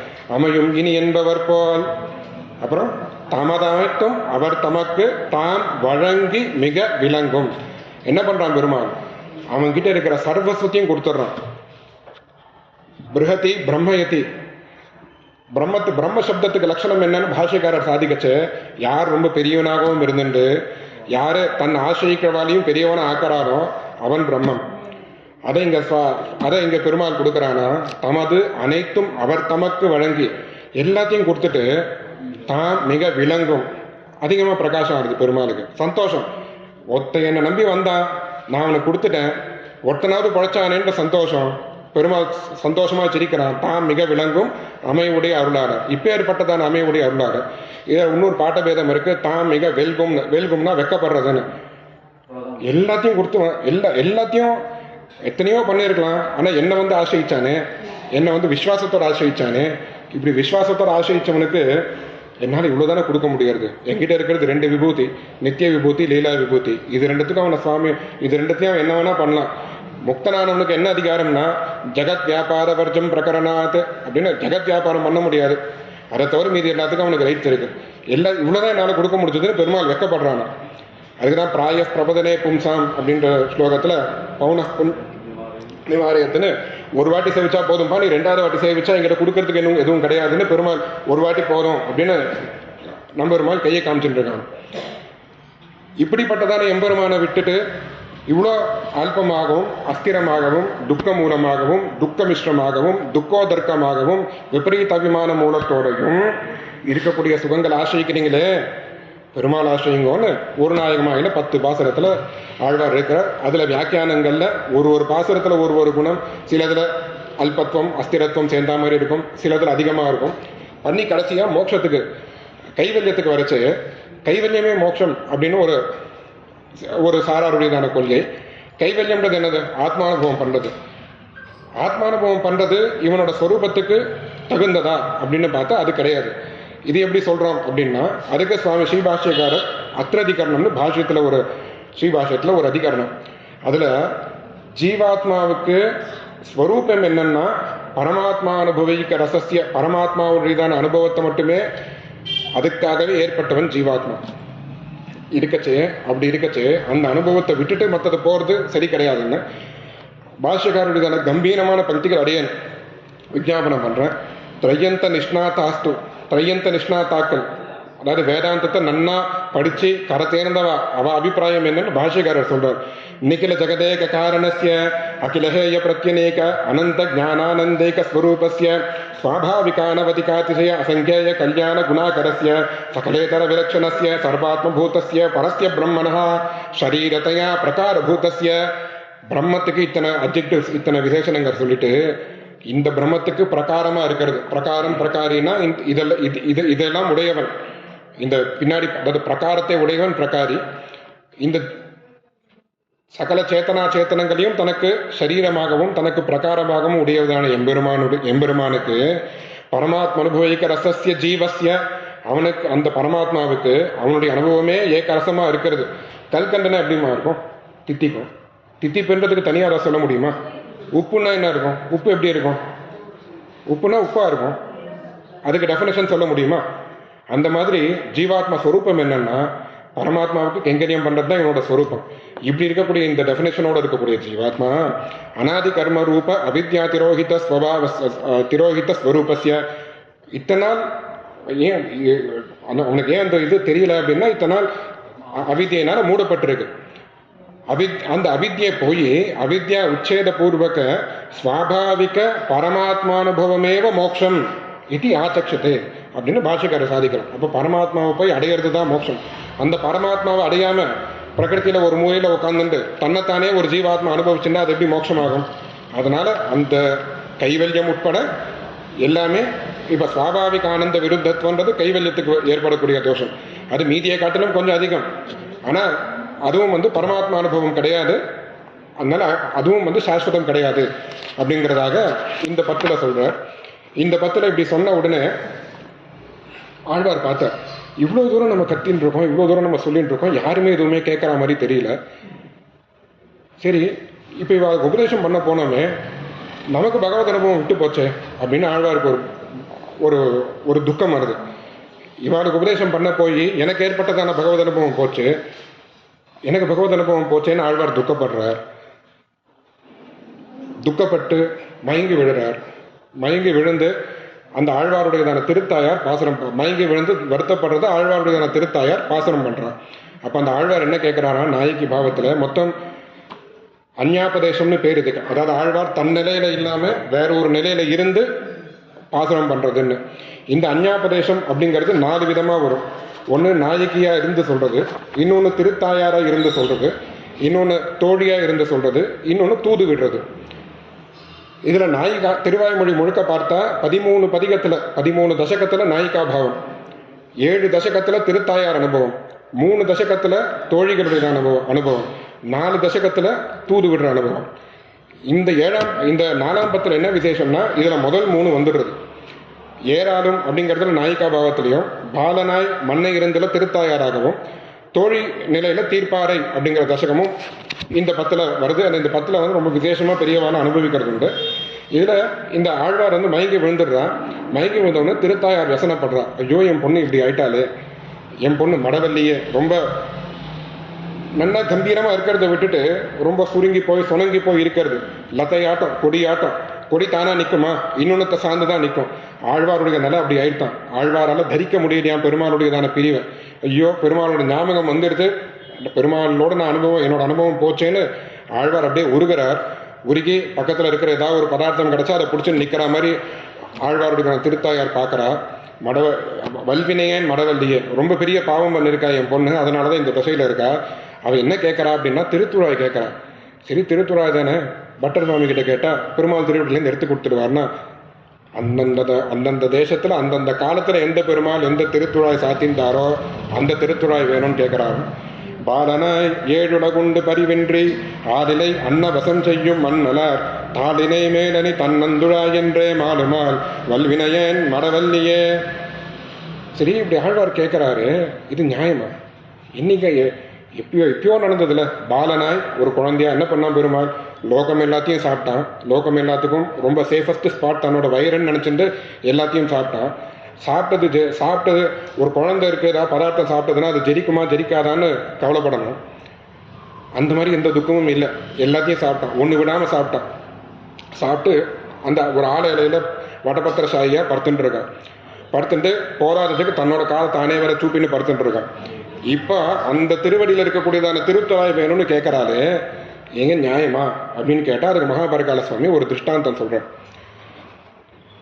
திரௌபதி ஒரு புஷ்பத்தை கேட்குறா. அந்த புஷ்பத்தை இருக்கிறதுக்கோசரம் பீமசேனன் இமயமலைக்கு போகிறான். வழியில் ஆஞ்சநேயர் படுத்துட்டு இருக்கார் ஒரு விருத்தனான ரூபத்தில். அவன் 2 பேருக்குள்ள அதை தெரியும், வார தூக்குன்றார், முடியாதுங்கிறான் பீமன் கர்வத்தில். அதுக்கப்புறம் அவன் நீர் யாருன்னு கேட்டவுடனே ஆஞ்சநேயர் தன்னோட ரூபத்தை காமிக்கிறார். அப்போ பீமன் கேட்குறான், சாகரம் தியக்தும் உத்யுக்தம் ரூபம் அப்பிரதிமம் மகத்து திரஷ்டும் இச்சாமி தேவீரா. ஒரு காலத்தில் நீர் சமுத்திரத்தை தாண்டறதுக்காக ஒரு ரூபம் எடுத்தீராமே, அந்த ரூபத்தை நான் பார்க்கணும், எனக்கு அந்த ரூபத்தை அனுகிரகம் பண்ணணும்னு கேட்குறான் பீமன். ஆஞ்சநேயர் கொடுக்குறார். எப்பயோ ஒரு காலத்தில் எடுத்த ரூபத்தை ஆஞ்சநேயரே கொடுக்கச்சே, சர்வலோகேஸ்வரன் பெருமாள் கொடுக்க முடியாதா? இந்த ஞானம் ஆழ்வாருக்கு இருக்காதா அப்படின்னு மகாபரிகால சுவாமி பெருமாளுக்கு இருக்கக்கூடிய சாமர்த்தியம் தெரிஞ்சு ஆழ்வார் கேட்கிறார்ப்பா அப்படின்னு சுவாமி இருக்கிறார். ஆளிலை அன்னவசம் செய்யும் மன்னலார் தாளினை மேலணி தன்னந்துழாய் என்றே மாலுமால். எனக்கு பெருமாளுடைய திருவடி துழாய் வேணும், திருத்துழாய் வேணும்னு கேட்குறா. திருத்தாயார் கேட்குறாளாம், அம்மா நீ கேட்கறதுலாம் கல்பத்தோட ஆரம்பத்தில் நான் எங்கேருந்து போய் கொண்டு வருது. ஆழ்வார் அவதாரம் எப்போ கலியுகம் ஆரம்பித்து 43வது நாள், 47 43 கலியுகத்தோட ஆரம்பத்தில். கிருஷ்ணாவதாரம் அப்போ தான் முடிஞ்சிருக்கு. ஆழ்வார் என்ன கேட்குறா, சரிம்மா பக்கத்தில் தானே கிருஷ்ணாவதாரம், பெருமாள் கோபஸ்ரீகளோட குறவை கூத்தாடினானே, எனக்கு அந்த குறவை கூத்தாடினதான திருத்துழாய் வேணும் அப்படின்னு சொல்லிட்டு வல்லிசேர் நுண்ணிடை ஆய்ச்சியர் தம்மோடும் கொல்லமை செய்து குறவை பிணைந்தவர் நல்லடி மேலனி நாறு துழாய் என்றே சொல்லுமால் சூழ்வினை ஆட்டினேன் பாவைய. இப்படி கேட்டாரா. மா கிருஷ்ணாவதாரமும் முடிஞ்சு போச்சு, நான் என்ன பண்ணுறது? அனுபவம் போகலை ஆழ்வாருக்கு. அடுத்தது கேட்குறார், தோல் இணை சேர்ப்பின்னை பொருட்டு எழுதேர் கழி கோழியார் கோவலனார் குடக்கூத்தனார் தாலினை மேலனி தன்னந்துழாய் என்றே 4 நாள் நைகின்றதால் எந்தன் மாதிரே. அடுத்தது கேட்குறா, அம்மா கேட்குறாம்மா, இப்படிலாம் கேட்டால் நான் எங்கேருந்து போய் கொண்டு வருது அப்படின்னு வியசனப்படுறா திருத்தாயார். பண்ணிகிட்டே இருக்குச்சு. ஆழ்வாருக்கு ஞாபகம் வருது, நான் இவ்வளோ கேட்குறேன், பெருமாள் கொடுக்கவே மாட்டேங்கிறாரு. சரி, ஒரு தன்னுடையதான பாரியைக்கு கஷ்டம் வந்தா பெருமாள் நிறைய அவதாரங்களோ அந்த பாரியோட கஷ்டத்தை போக்கினா அந்த பெருமாளோட திருத்துழாய் கேட்போம் அப்படின்னு சொல்லிட்டு முதல்ல வராக அவதாரத்தில் பெருமாள் பூமியை காப்பாற்றி உத்தரணம் பண்ணி கீழேருந்து மேலே கூட்டின்னு வரான். வராகனுடைய திருத்துழாயை கேட்போம் அப்படின்னு சொல்லி மாதர் மண்மடந்தை, இங்கே வராகன் ஏழ்ருக்கா, மாதர் மண்மடந்தை பொருட்டு ஏனமாய் ஆதியம் காலத்து அகலிடம் கீண்டவர் பாதங்கள் மேலணி பைம்பொந்துழாய் என்றே ஓதும்மான் எய்தினன் எந்தன் மடந்தைய. எனக்கு வராகனோட திருவடியை கொடு, ஏன்னா அவன் தான் பெண்ணுடைய கஷ்டத்தை தெரிஞ்சவன் வராகன். அதுவும் கிடைக்காது. சரி, வராகனுக்கு அப்புறம் அடுத்த காலம் யாரு? ராமன். குறும்பு போல் சீதை பொருட்டு இலங்கை நகர். வராகன் வந்தா கீழேருந்து பூமியிலேருந்து கொண்டு வந்தான். ராமன் என்ன பண்ணான்? இலங்கை நகர் அம்பேரி உய்த்தவர் தாலினை மேலணி. ராமனுடைய திருவடியில் சாத்திருந்தான் திருத்துவாயை கேட்டோடனே அம்மா யோசிச்சலாம், ஐயோ இது வரைக்கும் நீ கேட்டதெல்லாம் பரவாயில்ல, கிருஷ்ணன் பொது வஸ்து, எல்லாரோடையும் கலந்து பழகுவான். ராமன் ஏகபத்னி விரத்தன், நான் அவங்ககிட்ட போய் உனக்குன்னு எப்படிமா நான் கேட்கறது அப்படின்னு அந்த தாயாருடையதான அனுபவமாக மேற்பாசுரங்கள் வருது. இது அத்தனையும் 4ஆம் பத்தில் 2வது திருவாய்மொழியில் பாலநாய் அப்படிங்கிற தசகத்தில். இவ்வளோ கேட்குறாரு ஆழ்வார். ஆழ்வாருக்கு பெருமாள் கொடுத்தானா கொடுக்கலையா அப்படின்னு ஒரு கேள்வி. இதுக்கு சம்பிரதாயத்தில் 3 விதமான நிர்வாகம் இருக்கு. எம்பார் என்ன சொல்றது உண்டு? சுவாமி எம்பாருடைய நிர்வாகம் ஒரு குழந்தை நிலாவை பார்த்து எனக்கு நிலா வேணும் அப்படின்னு கேட்டா அம்மாவால் நிலாவை கொண்டு வந்து கொடுக்க முடியுமா? என்ன பண்ணுவா? தேங்காயோட பாருப்பா, நிலாவும் சர்க்குலராக இருக்கு, தேங்காயும் ரவுண்டா இருக்கு, நிலாவும் வெள்ளையா இருக்கு, தேங்காயும் வெள்ளையா இருக்கு, இதுதான் நிலா அப்படின்னு கொடுத்தா அந்த குழந்தை வாங்கிட்டு இருக்கும். வாங்கிட்டு கொஞ்ச நேரம் பேசாம அழாம இருக்கும். அந்த மாதிரி பெருமாள் என்ன பண்ணா, அதுக்கு சம்பந்தமா ஏதோ அந்த திருத்துழாயின்னு இல்லாமல் வேற ஏதோ திருத்துழாயை கொடுத்தான், வேற ஏதோ அனுபவத்தை கொடுத்தான் அப்படின்னு எம்பாருடையதான நிர்வாகம். திருமலை நம்பியோட நிர்வாகம் என்னன்னா, பெருமாள் கொடுக்குறேன்னு தலையாட்டினா ஆழ்வார் கொடுத்ததா நினச்சுட்டார். ஆற்றுல பையன் இருக்கான், கிரிக்கெட் விளையாடணும், 4 மணி நேரம் நான் போகணும், அடுத்த வாரம் எக்ஸாம் ஆரம்பம், முதல் வாரம் கேட்குறான், அம்மா நான் எல்லாத்தையும் படிச்சிடுறேம்மா, எனக்கு நீ அலோவ் பண்ணணும் அப்படிங்கிறான். அம்மா பார்க்கலாம் அப்படின்னு சொன்னால் அவனுக்கு அதுவே பெரிய பாசிட்டிவ் ரிப்ளை. அந்த மாதிரி பெருமாள் சரி ஆட்டம் யோசிக்கலாம் அப்படின்னு சொன்னது ஆழ்வார் கொடுத்ததாவே நினச்சிட்டாரான். இது பெரிய திருமலை நம்பிய நிர்வாகம். பட்டரோட நிர்வாகம் என்னன்னா, பெருமாள் எல்லாத்தையும் கொடுக்கறதுக்கு சக்தி உள்ளவன், அவன் கொடுத்தான். என்ன அந்த காலத்தில் கொண்டு போய் ஆழ்வார் அந்த டைம் ஃப்ரேமுக்கு கொண்டு போக முடியாது. ஆழ்வார் இப்போ இருக்கக்கூடிய தசையில் அப்போ நடந்தது எல்லாத்தையும் காமிக்கலாமே, அந்த மாதிரி அனுபவத்தை கொடுத்தான் அப்படின்னு. இதில் சுவாமி தேசிகனுக்கு பட்டர் சாதிச்சதான நிர்வாகமே, ஏன்னா அதில் எம்பெருமான் சர்வசக்தி மத்துவத்தை பிரதானமாக கிடைக்கிறதுனால அந்த நிர்வாகமே சுவாமி தேசிகனும் தாத்பரிய ரத்னாவரியில சூச்சனம் பண்றார். இதுல உத்தமூர் சுவாமின்னு அபினவ தேசிகன், உத்தமூர் வீரராகவாச்சாரிய சுவாமின்னு ஒரு பெரிய ஆச்சாரியன், சுவாமி தேசிகனுடையதான இன்னொரு அவதாரம் அப்படின்னு சொல்றான் அப்படின்னு அந்த நாள்ல இருந்த எல்லாரும், இன்னைக்கு இருக்கிற எல்லாரும் அவரை ஸ்லாகிக்கிறது உண்டு. அந்த சுவாமி என்ன சாதிக்கிறார், கோவை வாயால்ல வரைச்சு, இந்த கோவை வாயால்ல இப்போ அடுத்த சங்கத்தியை சொல்லிட்டு அதுக்கப்புறம் அடியில் இந்த விஷயத்துக்காரன் இப்படி ஆழ்வார்கள்லாம் ஆழ்வாருடைய திருத்தாயிரிக்கெல்லாம் கேட்ட உடனே பெருமாள் என்ன பண்றாரா, ஆழ்வார் முன்னாடி வந்துடுறாரு. ஏதோ கோயிலில் ரங்கமன்னாரை சேவிக்க வரதா இருந்தால் முன்னாடி இறங்கி பழம், புஷ்பம், கல்கண்டு ஏதாவது வாங்கி பழம் வாங்கிட்டு அம்சைக்கலாம். திடீர்னு பெருமாள் முன்னாடி ஆழ்வார் நிற்கிறார். ஆழ்வாருக்கு என்ன பண்ணுறதுன்னே தெரியல, கொடுக்கறதுக்கு கையில் ஒரு பதார்த்தமும் இல்லை. சுவாமி நான் என்ன பண்ணுறது அப்படின்னு வச்சு பெருமாள் சொன்னாராம், ஆழ்வாரே நீ எதுவும் பண்ண வேண்டாம், உம்முடைய ஆத்மாவோட கலக்கணும் தான் நான் வந்திருக்கேன், உம்முடைய நெஞ்சம்தான் எனக்கு பூசும் சார்ந்து, உம்முடையதான வாக்கு தான் எனக்கு மாலை, உம்முடையதான வாக்கு தான் எனக்கு வஸ்திரம், உங்ககிட்ட என்ன இருக்கோ அதை அப்படியே என்கிட்ட கொடுத்துரும், நீரே என்னோடவர், நீரே எனக்கு நீர் முழுக்க எனக்கு சொந்தம், எனக்கு அனுபவம் தான் வேணும் அப்படின்னு சொல்லி பெருமாள் கலந்து பரிமாறுற ஆழ்வாரோட.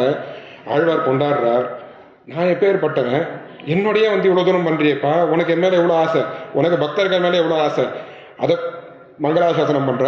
கோவை வாயால் பொருட்டு ஏற்றின் இருத்தம் இருத்தாய், மதிலங்கை கோவை வீயச் சிலை குனித்தாய், குணநல் யானை மறுப்பொசித்தாய், பூவை வீயா நீர் தூவி போதால் வணங்கே நேரும். நீ பெருமாள் வந்தான்னா பெருமாளோட திருவடியில் புஷ்பத்தை சமர்ப்பிக்கிறது, இல்லை அர்க்கியம் பாத்தியம் தீர்த்தம் நீர் தூவி அப்படின்னா தீர்த்தம் அர்க்கிய பாத்தியம் ஆச்சமனம் சமர்ப்பிச்சு இப்படி ஒன்று ஆராதனம் பண்ணணும். இதெல்லாம் நான் ஒன்றுமே பண்ணலை, வணங்கே நேரும் இப்படிலாம் நான் ஒன்றுமே பண்ணலை. நீ பூவை வீயான் மேனிக்கு பூதும் சாந்து என் நெஞ்சமே, என்னோட நெஞ்சையே உனக்கு சாந்தாயிடுத்து, நீ அனுபவிச்சியே. சாந்து கொஞ்சம் பிசு பிசுன்னு இருக்கும், ஆழ்வாருடைய நெஞ்சம் பிசு பிசுன்னு இருக்காது. சாந்த காட்டிலும் ஆழ்வார் நெஞ்சத்துல பெருமாளுக்கு அதிகமான ஒரு ஆசை. இங்க உத்தமூர் சுவாமி என்ன சாதிக்கிற பதத்தெல்லாம் பாருங்க. முதல்ல என்ன சொல்றார்? கோவை வாயால் பொருட்டு ஏற்றின் எருத்தம் இருத்தாய், மதில் இலங்கை கோவை வீய சிலை குனித்தாய்ன்னு விஷயங்கள் சாதிக்கிறார். முந்தின பத்துல பாலனாயில 2வது பாசுரம் 5வது பாசுரம். 2வது பாசுரத்துல ஆய்ச்சியர் தம்மோடும் குறவை பிணைந்தவர் திருவடி துழாயை கேட்கிறார். 5வது பாசுரத்துல நப்பின்னை சேர் எழுதேர் தழி ஏறு எருத 7 ரிஷபங்கள் அடக்கினான். இந்த அனுபவத்தை பெருமாள் காமிக்கவே தான் கோவை வாயால் ஆழ்வார் அந்த அனுபவத்தை சொல்றார். கோவை வாயால் பொருட்டு ஏற்றின் எருத்தம் இருத்தாய். அப்போ அனுபவம் கிடைச்சதா இல்லையான்னு கேட்டா கிடைச்சது, ஆழ்வாரே சாதிச்சிருக்கார். மதிலிலங்கை கோவை வீய சிலை குனித்தாய். மதிலிலங்கை கோ யாருன்னா ராவணன். அந்த ராவணனை ராவணனை தோக்கடிக்கிறதுக்கு அம்ப விட்டவன். அது இங்க வருது, கொம்பு போல் சீதை பொருட்டு இலங்கை நகர் அம்பெறி உய்த்தவர்னு முந்தின தசகத்துல சொன்ன அனுபவம், ஆழ்வார் கேட்ட அனுபவம்லாம் அடுத்த தசகத்துல பாசுரமா வருதுனால பெருமாள் ஆழ்வாருக்கு இந்த அனுபவம் எல்லாத்தையுமே கொடுத்தான் அப்படின்னு அங்க இதுல உத்தமூர் சுவாமி நிர்வாகம் பண்ணி காட்டிருக்கார்.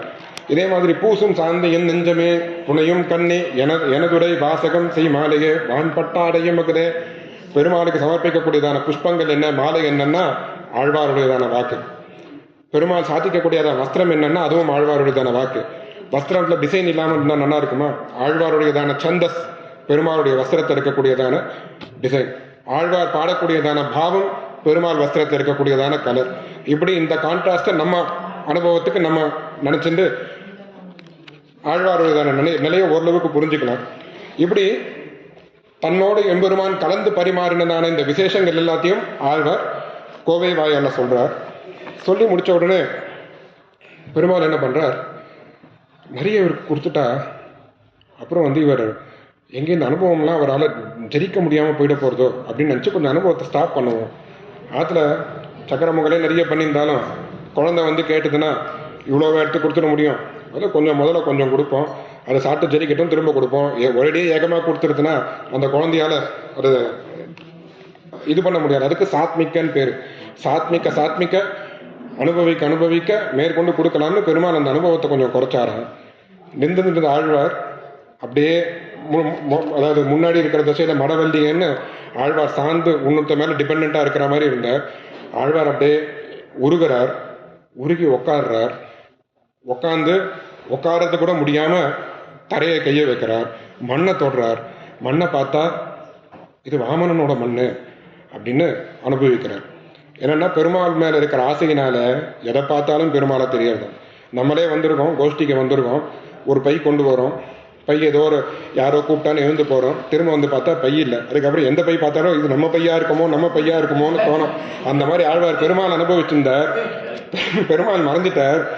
எதை பார்த்தாலும் இது பெருமாளா இருக்குமோ, இது பெருமாளோட மண்ணை இருந்து துழாவி வாமனன் மண் இது என்னும், இது வாமனனோட மண்ணு. விண்ணை தொழுது அவன் மேவு வைகுந்தம் என்று கை காட்டும். ஆழ்வார் எப்படி இருக்கானா, எனக்கு இது வேணும் அது வேணும்னு சொல்ல முடியல, வைகுந்தம் என்று கை காட்டும் அப்படின்னு காமிக்கிறாள் அம்மா கிட்ட. திருத்தாயார் பாசுரமா இதுவும் வருது, கை காட்டும்னு மேல காமிக்கிறாளாம். ஏன்னா ஆழ்வாரால் சொல்ல முடியலையா, சொல்ல முடியாத திசையில் ஆழ்வார் இருக்கார். தன்னையே மறந்து தன்னுடையதான ஒரு பெருமாளை விட்டு பிரிஞ்சுட்டோம் அப்படிங்கிறதான ஒரு துக்கத்துல வைகுந்தம் என்று கை காட்டும் தன்னை உன்னீர் மல்கன் என்று கடல் வண்ணன். உடனே அழறார் ஆழ்வார். கண்ணில் சமுத்திரம் மாதிரி யாருது, சமுத்திரத்தோட ஞாபகம் வருது. சமுத்திரத்தில் தானே பெருமாள் படுத்துட்டு இருக்கான். கடல் வண்ணன் என்று கண்ணை உன்னீர் மல்கன் என்று கடல் வண்ணன் என்னும் அண்ணே அப்படின்னு உன்னே கடல் வண்ணன் அப்படின்னு ஆழ்வார் கை கூப்புறார். இப்படி இந்த தசகம் முழுக்க பெருமாள் இந்த ஒரு வஸ்துக்கும் பெருமாளோட இருக்கிற சம்பந்தத்தை நினைச்சு அந்த சம்பந்தத்தை தான் அனுசந்தானம் பண்றார். ஏதிக பித்தினோடு எல்லா உலகும் கண்ணன் படைப்பெண்ணும். பித்து ஜாஸ்தி ஆயிடுது. பித்துனா பைத்தியம். ரொம்ப Alvar is not in state. எதை பார்த்தாலும் இது கிருஷ்ணனுடையதான படைப்பு அப்படின்னா இப்போ எல்லாத்துலேயும் ஒரு பாம்பு போச்சுன்னா பாம்பு பின்னாடி போடுறாராம், இது ஆதிசேஷன் அப்படின்னு. போமினோ நாகத்தின் பின் போய் அவன் கிடைக்க ஈதன்னும், இது அவன் படுத்துக்கிறதான ஆதிசேஷன் போறாராம். ஒரு கண்ணுக்குட்டி வந்ததுன்னா இது கோவிந்தன் மேட்ச் தான கண்ணு அப்படிங்கிறானா. ஒரு ராஜா அந்த பக்கம் போனார்னா ஸ்ரீஹஸ்பதி அப்படின்னு கை கூப்புறாரா. இப்படி தன்னுடையதான நிலையில எதை பார்த்தாலும் பகவத் சம்பந்தத்தோட அனுசந்தானம் பண்ணி அதை பாசுரமா அந்த தசகம் முழுக்க ஆழ்வார் சாதிக்கிறார். இப்படி ஆழ்வார் இப்படிலாம் பண்றதை பார்த்துட்டு பெருமாள் என்ன பண்ணாராம், சரி இவ்வளோ அழறாரு, நம்மளுடைய ஐஸ்வர்யம் மொத்தத்தையும் ஒரு காமிச்சிடுவோம் அப்படின்னு சொல்லி நித்திய விபூதி லீலா விபூதி ரெண்டு தொடையும் பெருமாள் ஆழ்வாருக்கு வந்து சேவை சாதிச்சாங்க. சேவை சாதிச்சுட்டு இந்த இடத்துல மகாபரகால சுவாமி ரொம்ப ஆச்சரியமா சாதிக்கிறார். தன்னோட ஐஸ்வர்யம் ஒன்றும் குறையில்லாதபடி ஆழ்வாருக்கு சேவை சாதிச்சார். சேவை சாதிச்சுட்டு பெருமாள் ஆழ்வார்கிட்ட சொல்றாராங்க, கண்டீரே நாம் இருக்கிறபடி ஆழ்வார் என்னோட ஐஸ்வர்யத்தெல்லாம் பார்த்தீரா நான் எப்படி இருக்கேன்னு.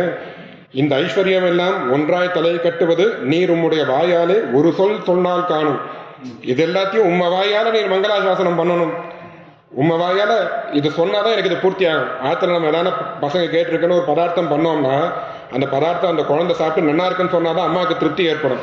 அந்த மாதிரி இது அத்தனையும் நீர் சாப்பிட்டு உம்ம வாயால எனக்கு ஒரு சொல் சொல்லணும் அப்படின்னு கேட்டதோடு இல்லாமல் ஆழ்வார் கையில் ஒரு தாளத்தை கொடுத்துட்டாலும் பெருமாள் கொடுத்துட்டு இவர் கையில் தாளத்தை கொடுக்க ஆழ்வார் பார்க்குறார், இதுக்கு மேலே எனக்கு என்ன சுவாமி வேணும், இதுக்கு மேலே எனக்கு என்ன குறை, இனி என்ன குறை எழுமையுமே அப்படின்னு சொல்லி ரொம்ப சந்தோஷத்தோட மங்களாசாசனம் பண்றார். அடுத்த பாசுரத்துல வீட்டிருந்தேழுடகம் தனிக்கோல் செல்ல வீவில் சீர் ஆற்றம் மிக்காலும் அம்மானை வெம்மா பிறந்தான் தன்னை போற்றி என்றே கைகளார தொழுது சொல் மாலைகள் ஏற்ற நோற்றேற்கு இனி என்ன குறை எழுமே இனி என்ன குறை எழுமையுமே. வீட்டிலிருந்து அப்படிங்கிறச்சே இங்க ஒரு கேள்வி வருது. பிள்ளான் சாதிக்கச்சே லீலா விபூதி நித்திய விபூத்தின்னு ரெண்டு சொல்றார். பாசுரத்துல எங்க இருக்கு? பாசுரத்துல 7 உலகம்னு இருக்கு. 7 உலகம்னா பூஹு புவஹா சிவஹான்னு அந்த வர்க்கத்துல வரக்கூடிய 7 உலகம். அங்க பிள்ளான இப்படி சாச்சிருக்காங்க. அங்க சாட்சாத் சுவாமி ஆச்சரியமா இந்த 7 உலகம் அப்படிங்கிறது நம்ம சொல்லக்கூடியதான் லோகம் கிடையாது. லோக்கியதே இது லோகா. ஒரு பிரமாணத்தினால இந்த பதார்த்தம் இருக்குன்னு எந்த வஸ்துவை தெரிஞ்சுக்கிறோமோ அதுக்கு பேர் லோகம். அப்ப பிரமாணத்திலேருந்து நமக்கு 7 பதார்த்தங்கள் தெரியறது. அந்த 7 பதார்த்தங்கள் என்ன அப்படின்னா நம்ம நித்திய அனுசந்தானம் பண்றோம். சுவாதீன திரிவித சேத்தனா சேத்தன ஸ்வரூப ஸ்திதி பிரவருத்தி பேதம் அப்படின்னு சுவாதீன திரிவித சேத்தன அச்சேதன 3 விதமான சேத்தனம் 3 விதமான அச்சேதனம். 3 விதமான சேத்தனம்னா பத்தர் நித்தியர் முக்தர். பத்தர்ன்றது நாம எல்லாரும் கர்மாவுக்கு வசப்பட்டு இந்த லோகத்தில் இருக்கிறவா. முக்தர் அப்படின்னா ஒரு உபாயத்தை அனுஷ்டானம் பண்ணி மோட்சத்துக்கு போனவா, கர்ம சம்பந்தம் இருந்து அதுலேருந்து ரிலீஸ் ஆகி மோட்சத்துக்கு போனவா முக்தர். நித்தியர் அப்படிங்கிறவா அனந்த கருட விஸ்வக்சேனாதிகள், அவளுக்கு எப்பவுமே பிறப்பு கிடையாது. இது 3 விதமான சேத்தனம். 3 விதமான அச்சேத்தனம் என்ன அப்படின்னா பிரகிருதி காலம் சுத்த சத்துவம். பிரகிருதி அப்படிங்கிறது இப்போ நம்ம அச்சேத்தனம்னு நம்ம பார்க்கக்கூடிய எல்லாமே பிரகிருத்திலேருந்து மாறுபட்டு வந்தது. பிரகிருத்திலேருந்து விகிருத்தியாகி பரிணாமத்தை அடைஞ்சு இருக்கக்கூடிய பதார்த்தம். சுத்த சத்துவம் அப்படிங்கிறது ஸ்ரீவைகுண்டம். அது தனி கிளாஸ், அது தனி பதார்த்தம். அதில் ரஜஸ்தமஸ் கலசாம கேவல சுத்த சத்துவம்னு தனி திரவியமாகவே இருக்கிறது. காலம் அப்படிங்கிறது 3வது தத்துவம். திரிவித சேத்தனம் திரிவித அச்சேத்தனம் 3+3 6 கூட ஒன்று சேர்த்துக்கோங்க தர்மபூத ஞானம். இந்த 7ம் பிரமாணத்திலேருந்து தான் நமக்கு தெரியறது. பிரமாணத்திலேருந்து தெரியக்கூடிய விஷயம் லோகம். 7 உலகம் அப்படின்னா 7 விதமான பிரமாணத்திலேருந்து தெரிஞ்சிக்கக்கூடிய விஷயங்கள். திரிவித சேத்தனம் திரிவித அச்சேத்தனம் தர்மபூத ஞானம். இது எல்லாத்தையும் ஆழ்வாருக்கு காமிச்சானாம் பெருமாள். வீட்டிலிருந்து 7 உலகம் எப்படி காமிச்சானா, சவ்யம் பாதம் பிரசாரிய ஸ்ருததுரிதஹரம் தட்சிணம் குஞ்சயித்வான்னு ஸ்ரீவைகுண்டநாதனா வீட்டிருந்த கோலத்தை காமிச்சான். தனிக்கோல் செல்ல அப்படின்னா பெருமாள் கையில் ஒரு கோல் வச்சுட்டு இருக்கான், அவனுடைய ஆக்ஞா முத்திரை. அந்த ஆக்ஞா முத்திரை எப்படின்னா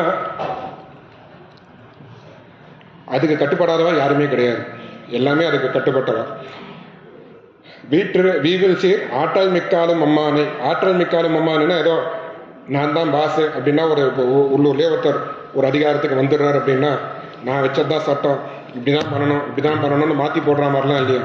பெருமாள் என்ன பண்ணாராம், ராமோ ராஜ்யம் உபாசித்வானா ராமனா இருந்து ராஜ்யம் பண்ணச்சே கூட இருக்கிறவா எல்லார்டையும் கன்சல்ட் பண்ணி நான் இப்படி பண்ணுறேன், உங்களுக்கு ஓகேவா, இப்படி பண்ணான்னு எனக்கு தோன்றது, உங்கள் அபிப்பிராயம் என்ன அப்படி கேட்டு அப்படி எப்படி ராமர் அப்படி ராஜ்யம் பண்ணாரோ அந்த மாதிரி ஆற்றல் மிக்காலும் அம்மானை.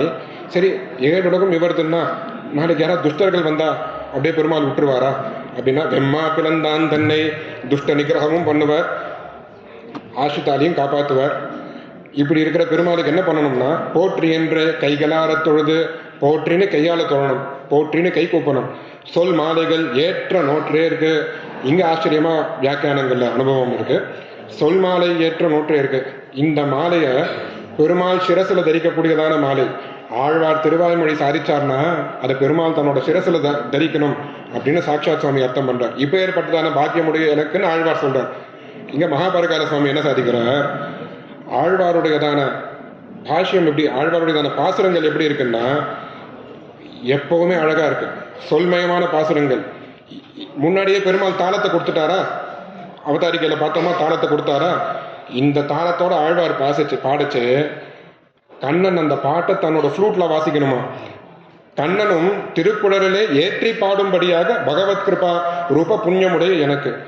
ஆழ்வார் பாடினா பின்னாடி பெருமாள் வந்து அக்கம்பரியண்டா உட்காரணும், மியூசிக் அக்கம்பரியண்டா உட்காந்து ஃப்ளூட்ல வாசிக்கணும். இது பரகால சுவாமி அனுபவம். சாட்சாத் சுவாமி அனுபவம் பெருமாள் தன்னுடைய சிரசுல தரிக்கணும். பெருமாள் ஆழ்வார் பிரபந்தம் பண்ணார்னா பாசனம் பண்ணார்னா இந்த அனுபவத்தை பெருமாள் தலையில வச்சுன்னு கொண்டாடணும். இப்படி இந்த தசகத்துல பெருமாளுடையதான சர்வ போக்கியாதிசயத்துவத்தை பிரதிபாதனம் பண்ற. இப்படி பண்ணிட்டு இது அத்தனையும் எப்படி பெருமாள் கொடுக்கறாருன்னா மானச அனுபவமா கொடுக்கறாரு. மானச அனுபவம்னா மனசுனால அனுபவிக்கிறது. பெருமாளே நம்ம முன்னாடி வந்துடுறார். வந்து சுவாமி என்ன வேணும், சுவாமி உமக்கு நான் கைங்கரியம் பண்ணணும், உமக்கு அர்ச்சனை பண்ணணும், தந்தோம் அப்படின்னா ஓகே. யாரோ சொன்னாரு இஸ் ஸ்டேட் ஆஃப் மைண்ட். அந்த மாதிரி உனக்கு இந்த அனுபவத்தை நான் ஸ்டேட் ஆஃப் மைண்டாக கொடுத்துட்றேன் அப்படின்னு சொன்னால் நமக்கு திருப்தி வருமா? வராது. பெருமாள் நின்றான்னா பெருமாள் காலை பிடிச்சி விடணும். புஷ்பத்தை எடுத்து என் கையால் பெருமாள் திருக்கழுத்தில் சாத்தணும்.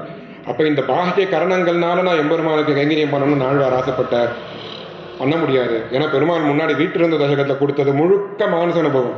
பாகிய அனுபவம்ட்டு ஆழ்வார் தேடுறார், கிடைக்கல, உருகிறார். உருகி ஒரு இங்கேயும் வந்து கொஞ்சம் வியாக்கியானங்கள் விசேஷார்த்தங்கள் இருக்கு. ஆழ்வார் நாயகியா உருகிறார். அந்த நாயகி மோகிச்சு கீழே விழறா, மூச்சு பேச்சு கிடையாம அப்படியே மோகிச்சு கிடக்கா. திருத்தாயார் பார்க்கறா, ஐயோ என் பொண்ணு இப்படி இருக்காளே, இவளை நான் என்ன பண்ணுவேன், என்ன பண்றது இவளை அப்படின்னு தெரியலையே அப்படிங்கிறச்சு அங்க பக்கத்துல தேவதாந்தர சம்பந்திகள் வரா சில பேர். அவ வந்து திருத்தாயார்கிட்ட சொல்றா, உன் பொண்ணுக்கு வந்திருக்கிறது இந்த தேவதாந்தரத்தோட இதுதான், ஆவேசம் தான், அதை பிரீணனம் பண்ணா, அதை சந்தோஷப்படுத்தினா இது போயிடும், இந்த நோய் போயிடும், அதனால அதுக்கு நாங்கள் உபாயம் சொல்றோம் அப்படின்னு சொல்லி அவா சில உபாயங்களை சொல்லச்சு. அப்ப இந்த ஆழ்வாருடையதான இந்த நாயகியுடையதான ரொம்ப க்ளோஸ் ஃப்ரெண்ட்ஸ், சகிகள், ஆத்ம சகிகள் வரா. அவ வந்து இருங்கம்மா நாங்க பாக்குறோம் அப்படின்னு சொல்லிட்டு அவ எக்ஸாமின் பண்றா அந்த நாயகிய. அவ பாக்குறா அந்த பாசுரம் அவளுடைய பாசுரமா வருது இந்த தீர்ப்பாறை யாம் அப்படிங்கிறதான தசகம் முழுக்க. தீர்ப்பாறை யாமினி எங்கனம் நாடுதும் மன்னிமீர் ஓர்பால் இவ்வொன்னுதல் உற்ற நல் நோயிதென்று தேறினோம் போர்பாக தான் செய்து அன்றைவரை வெல்வித்த மாயப் போர் தேர்பாகனார்க்கு இவள் சிந்தை துழாய் திசைக்கின்றதே. அம்மா அதாவது இது வந்து தோழியா நாயகியினுடைய பராங்குஷ நாயகியினுடைய அம்மாவை அட்ரஸ் பண்றா. அன்னை மேயர், அம்மா நாங்க நல்லா கவனிச்சு பார்த்தோம், விசாரம் பண்ணி பார்த்தோம். உன் பொண்ணுக்கு வந்திருக்கிறது, உன் பொண்ணோட நெத்தியை பாரு, உன் பொண்ணோட நெத்தி பிரகாசமா இருக்கு. எங்கேயானா பேய் பிசாசு பிடிச்சிருந்ததுன்னா இப்படி பிரகாசமா இருக்குமா, திரும்பி முகம் பிரகாசமா இருக்குமா, இதுல ஒரு தனியா ஜோதிஷ் தெரியறது. அப்ப இது வந்து நல்ல நோய் தான். நல்ல நோய்னா என்னன்னா கிருஷ்ண பக்திங்கிற நல்ல நோய், பகவத் பக்திங்கிற நல்ல நோய். உடனே அவ கேட்கறா, அம்மா கேட்கறா, என்னம்மா நீ இப்படி சொல்ற, என்ன யார்கிட்ட பக்தி வந்திருக்கு அப்படின்னா, போர்பாக தான் செய்து அன்று ஐவரை வெல்வித்த மாயப்போர் தேர்பாகனார்க்கு. அன்னைக்கு அந்த காலத்துல துரியோதனாதிகளோட யுத்தம் வரைச்ச பஞ்சபாண்டவர்கள் பக்கம் நின்று பஞ்சவரை பல வகையும் காத்தார் வந்தார்னு அவளுக்காக பலவிதமா மாயப்போர் பண்ணி அவளை ஜெயிக்க வச்சானே ஒருத்தன், அவன் விஷயத்துல உன் பொண்ணோட மனசு போயிருக்கு. இவள் சிந்தை துழாய் திசைக்கின்றது. அவன் அந்த கண்ணன் விஷயமா இவருடையதான புத்தி போறது. அதனால இது நல்ல நோய் தான். இந்த கட்டி வச்சு, இந்த எக்ஸ்ட்ரா கட்டி வச்சுலாம் வந்திருக்காரு தேவதாந்திர கட்டி வச்சு, இது எல்லாத்தையும் திரும்ப அமைச்சிடலாம். இதுக்கு என்ன உபாயம்னு யோசிப்போம். தீர்ப்பாறை யாமினி எங்கனம் நாடுதோம், இனிமேல் இதுக்கு வழி என்ன, உபாயம் என்னன்னு தேடுவோம் அப்படின்னு அவ சொல்றான். அப்புறம் மேற்கொண்டு வரக்கூடியதான பாசுரத்துல மாயப்பிரான் கடல் வாழ அதுவே இவளுற்ற நோய்க்கு மருந்து. பெருமாளுடையதான திருவடியில் சாத்தியதான திருத்துழாய் கொடுங்கோ, பெருமாளுடையதான நாம சங்கீர்த்தனத்தை பண்ணுங்கோ, பாகவதாளுடையதான திருவடி தூளியை எடுத்து கொடுங்கோ, இதனால இவளுக்கு நோய் போகும் அப்படின்னு சொல்றார். இங்க சாட்சாத் சுவாமி என்ன ஒரு விசேஷமா சாதிக்கிறார்னா, ஆழ்வார் இந்த பகவத் அனுபவத்தில் இருக்கார். நம்ம ஆழ்வார் தன்னுடைய நிலையில பகவத் அனுபவத்தில் இருக்கச்சே மயங்கி வந்துடுறார். ஆழ்வாரோட சம்பந்திகள்லாம் பார்த்தா ஆழ்வார் இப்படி மயங்கி வந்திருக்காரு, இவர் எப்படி எழுப்புறது, இவருக்கு ஏதாவது ஆயிடுத்துன்னா நம்ம கஷ்டமாச்சு, இவர் நமக்கு வேணுமே, நம்ம உஜ்ஜீவனத்துக்கு ஆழ்வார் வேணுமேன்னு. இங்கேயும் திருக்குழந்தை ஆழ்வான் ஒன்று ஒரு ஆச்சரியமா ஒரு இது சொல்லியாகும். அது எந்த ஊர் அப்படின்னா நல்லார்நவில் குருகூர் நகரம். முதல்ல உயர்வர உயர்நலம் வீடுமின் முற்றம்னு சொல்லி, அடுத்தது பெருமாளுடையதான ஆசிரித்த வாத்சல்யத்தில் சௌலபியத்தில் அனுபவம் பண்ணச்சே 10 அடியவருக்கு எளியவன் வரச்சே எத்திரம் எத்திரம் எத்திரம்னு ஆழ்வார் மயங்கி விழுந்தாரோ 6 மாத காலம் மயங்கி விழுந்தாரோ. திருக்குழந்தையானவன் ஹாஸ்யமாக சொல்லியாகும். வேற ஏதாவது ஊராக இருந்தால் 6 மணி நேரம் பார்த்துட்டு அப்புறம் ஓன்னு அழ ஆரம்பிப்பா, வாத்தியாரை சொல்லாமான்னு கூப்பிடுவா. இது நல்லார்நவில் குருகூர் நகரம் இருந்ததுனால 6 மாத காலம் ஆழ்வார் திருமேனியை விசிறியால் வீசிண்டு அதை பாதுகாத்துன்னு வந்தார். யார் அந்த நல்லார்நவில் அப்படின்னா, நல்லார் அப்படின்னா மதுரகவி ஆழ்வார் முதலிய சிஷ்யர்கள் அவ இருந்ததுனால ஆழ்வாருடைய அனுபவத்துக்கு மேற்கொண்டு நமக்கு 1000 பாசனம் கிடைச்சது. இதே வேற ஏதாவது ஊர்ல மயங்கி விழுந்திருந்தாருன்னா அன்னையோட எடுத்து க்ளோஸ் பண்ணிட்டு இருப்பா சாப்டரை அப்படின்னு. அந்த மாதிரி இங்க தீர்ப்பாரு அப்படிங்கிறச்சு ஆழ்வாருடையதான அனுபவத்துல ஆழ்வார் மயங்கி விழுந்துடுறார். அப்போ ஆழ்வாருடைய சம்பந்திகள்னா ஆழ்வாருடையதான பந்துக்கள் அவெல்லாம் ஆழ்வார் எப்படியாவது உத்தாரணம் பண்ணணும். எப்படி உத்தாரணம் பண்றது அப்படின்னு பண்ணச்சே சில பேர் சொல்றா தேவதாந்திரத்தெல்லாம் கூட்டுன்னு வரலான்னு.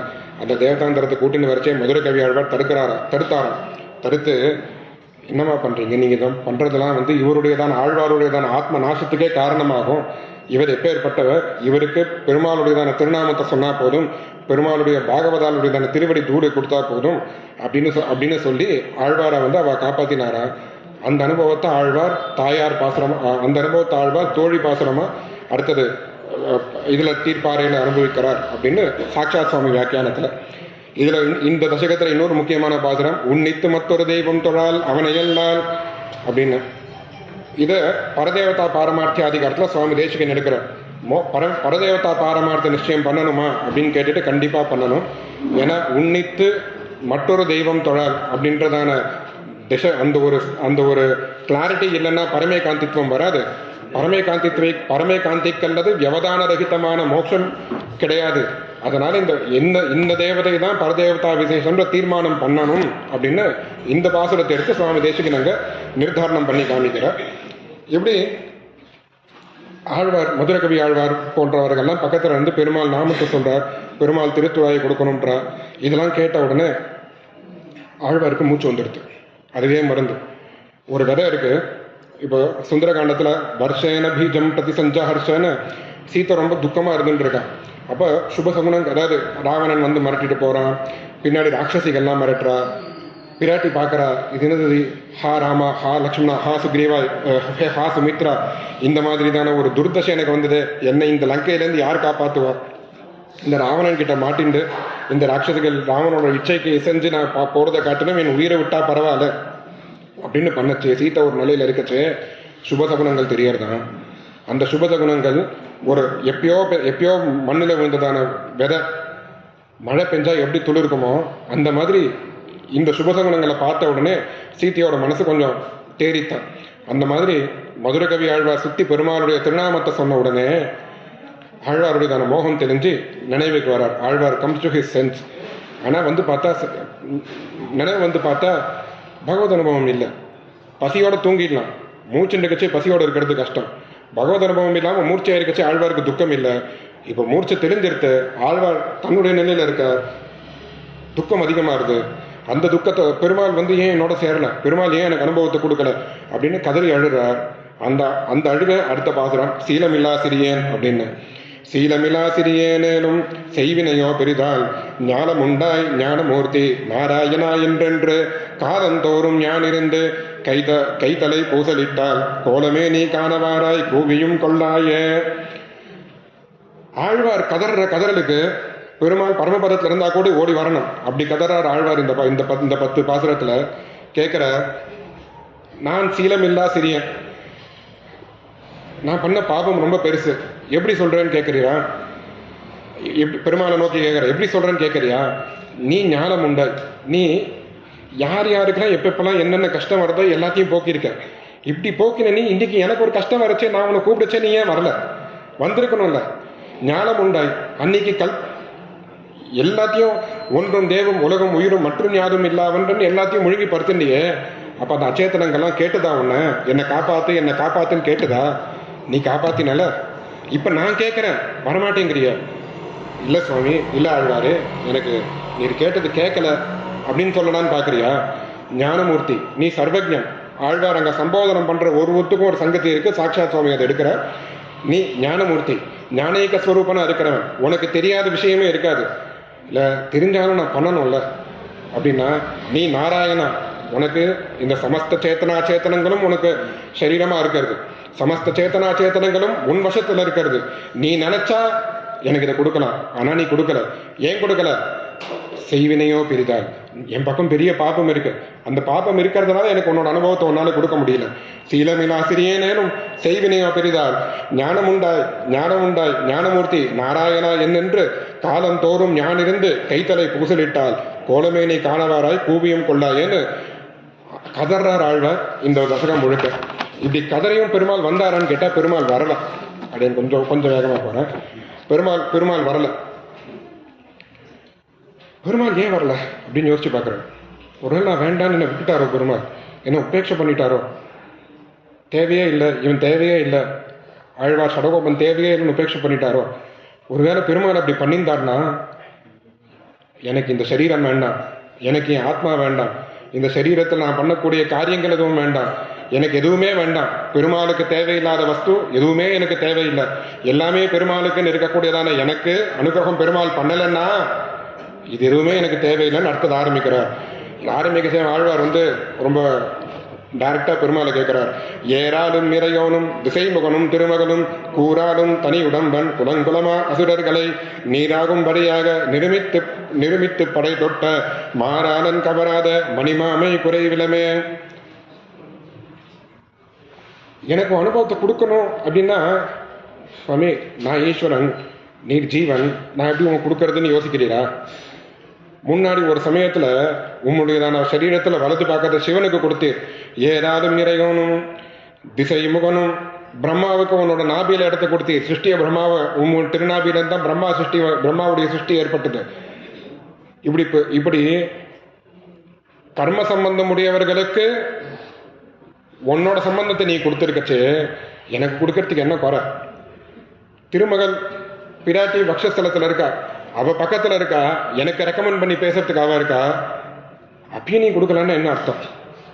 இப்படி இப்ப பெருமாளே வரல அப்படின்னா இதுக்கப்புறம் பெருமாள் என்னை கைவிட்டுட்டான், எனக்கு எதுவுமே தேவையில்லை, எனக்கு இந்த சரீர சௌந்தரியம் என்ன இருக்கோ எதுவுமே எனக்கு தேவையில்லை, எல்லாத்தையும் நான் விட்டுடுறேன் அப்படின்னு அந்த 10 பாசுரத்துல மணிமாயன் கவராக மடநெஞ்சால் குறைவிலமே, எனக்கு இந்த நெஞ்சு தேவையில்லை, வரி வலையார் குறைவிலமே. இங்க ஆழ்வார் நாயகி பாசுரத்தில் இருக்கிறதுனால எனக்கு இந்த வலைகள் தேவையில்லை, உடம்பினால் குறையிலமே உயிரினால் குறையிலமேன்னு எதுவுமே எனக்கு வேண்டாம், பெருமாளுடையதான சம்பந்தம் எனக்கு கிடைக்கல, பெருமாள் என்ன உபேட்சிச்சான் அப்படின்னா சரீரம்லேருந்து ஆத்மா வரைக்கும் எதுவுமே எனக்கு தேவையில்லை அப்படிங்கிறார். இங்க ஸ்தோத்திர ரத்னத்துல ஒரு ஆச்சரியமா ஒரு ஸ்லோகம், இதே அனுபவத்தை இந்த அனுபவத்தை அப்படியே ஆளவந்தார் ஒரு ஸ்தோத்திரமா பண்ற. நதேக ந பிராணான் அப்படின்னு மகாபரகால சுவாமி சாதிக்கிறார். இந்த திருவாய்மொழியே நதேக ந பிரேணான் என்று அருளி செய்ததுக்கு மூலம். இங்க ஆழ்வார் நாயகி நிலையிலிருந்து பாடுறார், அங்க ஆளவந்தார் தன்னுடைய நிலையிலிருந்து பாடுறார்.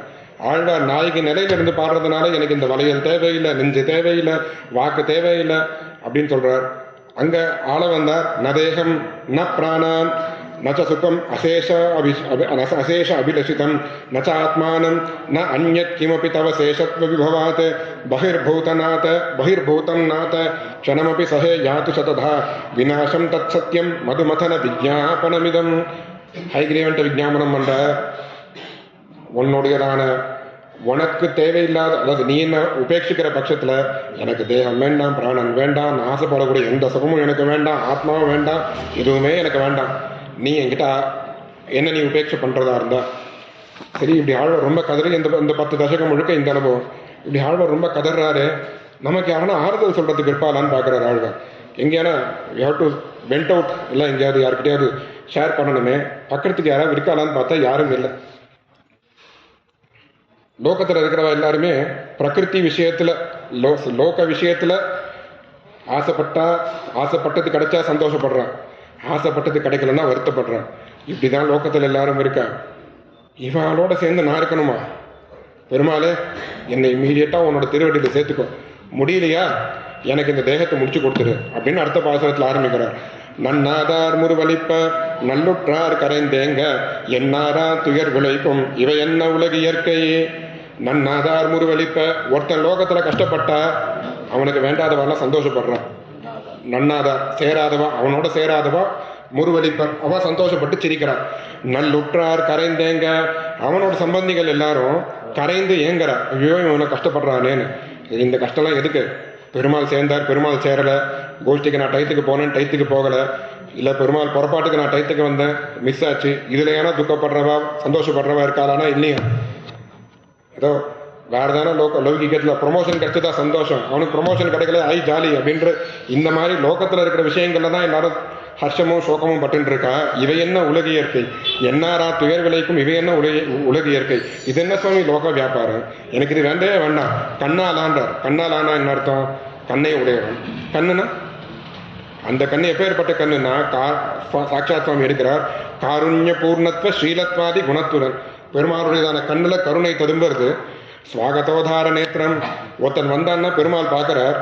ஸ்வாகத உதார நேத்திரம், தன்னுடையதான கண்ணுனாலே வாப்பா அப்படின்னு கூப்பிட்ற மாதிரி ரங்கமன்னார் சன்னதியில உள்ள இறங்கினா, வாசல்ல இறங்கினா ரங்கமன்னார் கண்ணாலே வா அப்படின்னு கூப்பிட்றார். ஸ்வாகத்தோதார நேத்திரம், இப்பேற்பட்ட கண்ணால கடல் கடைந்தாய் உனகடற்கே வரும் பரிசு, உன்னுடைய திருவடியை கிடைக்கக்கூடியதான பிரகாரம் என்னன்னு எனக்கு சொல்லு.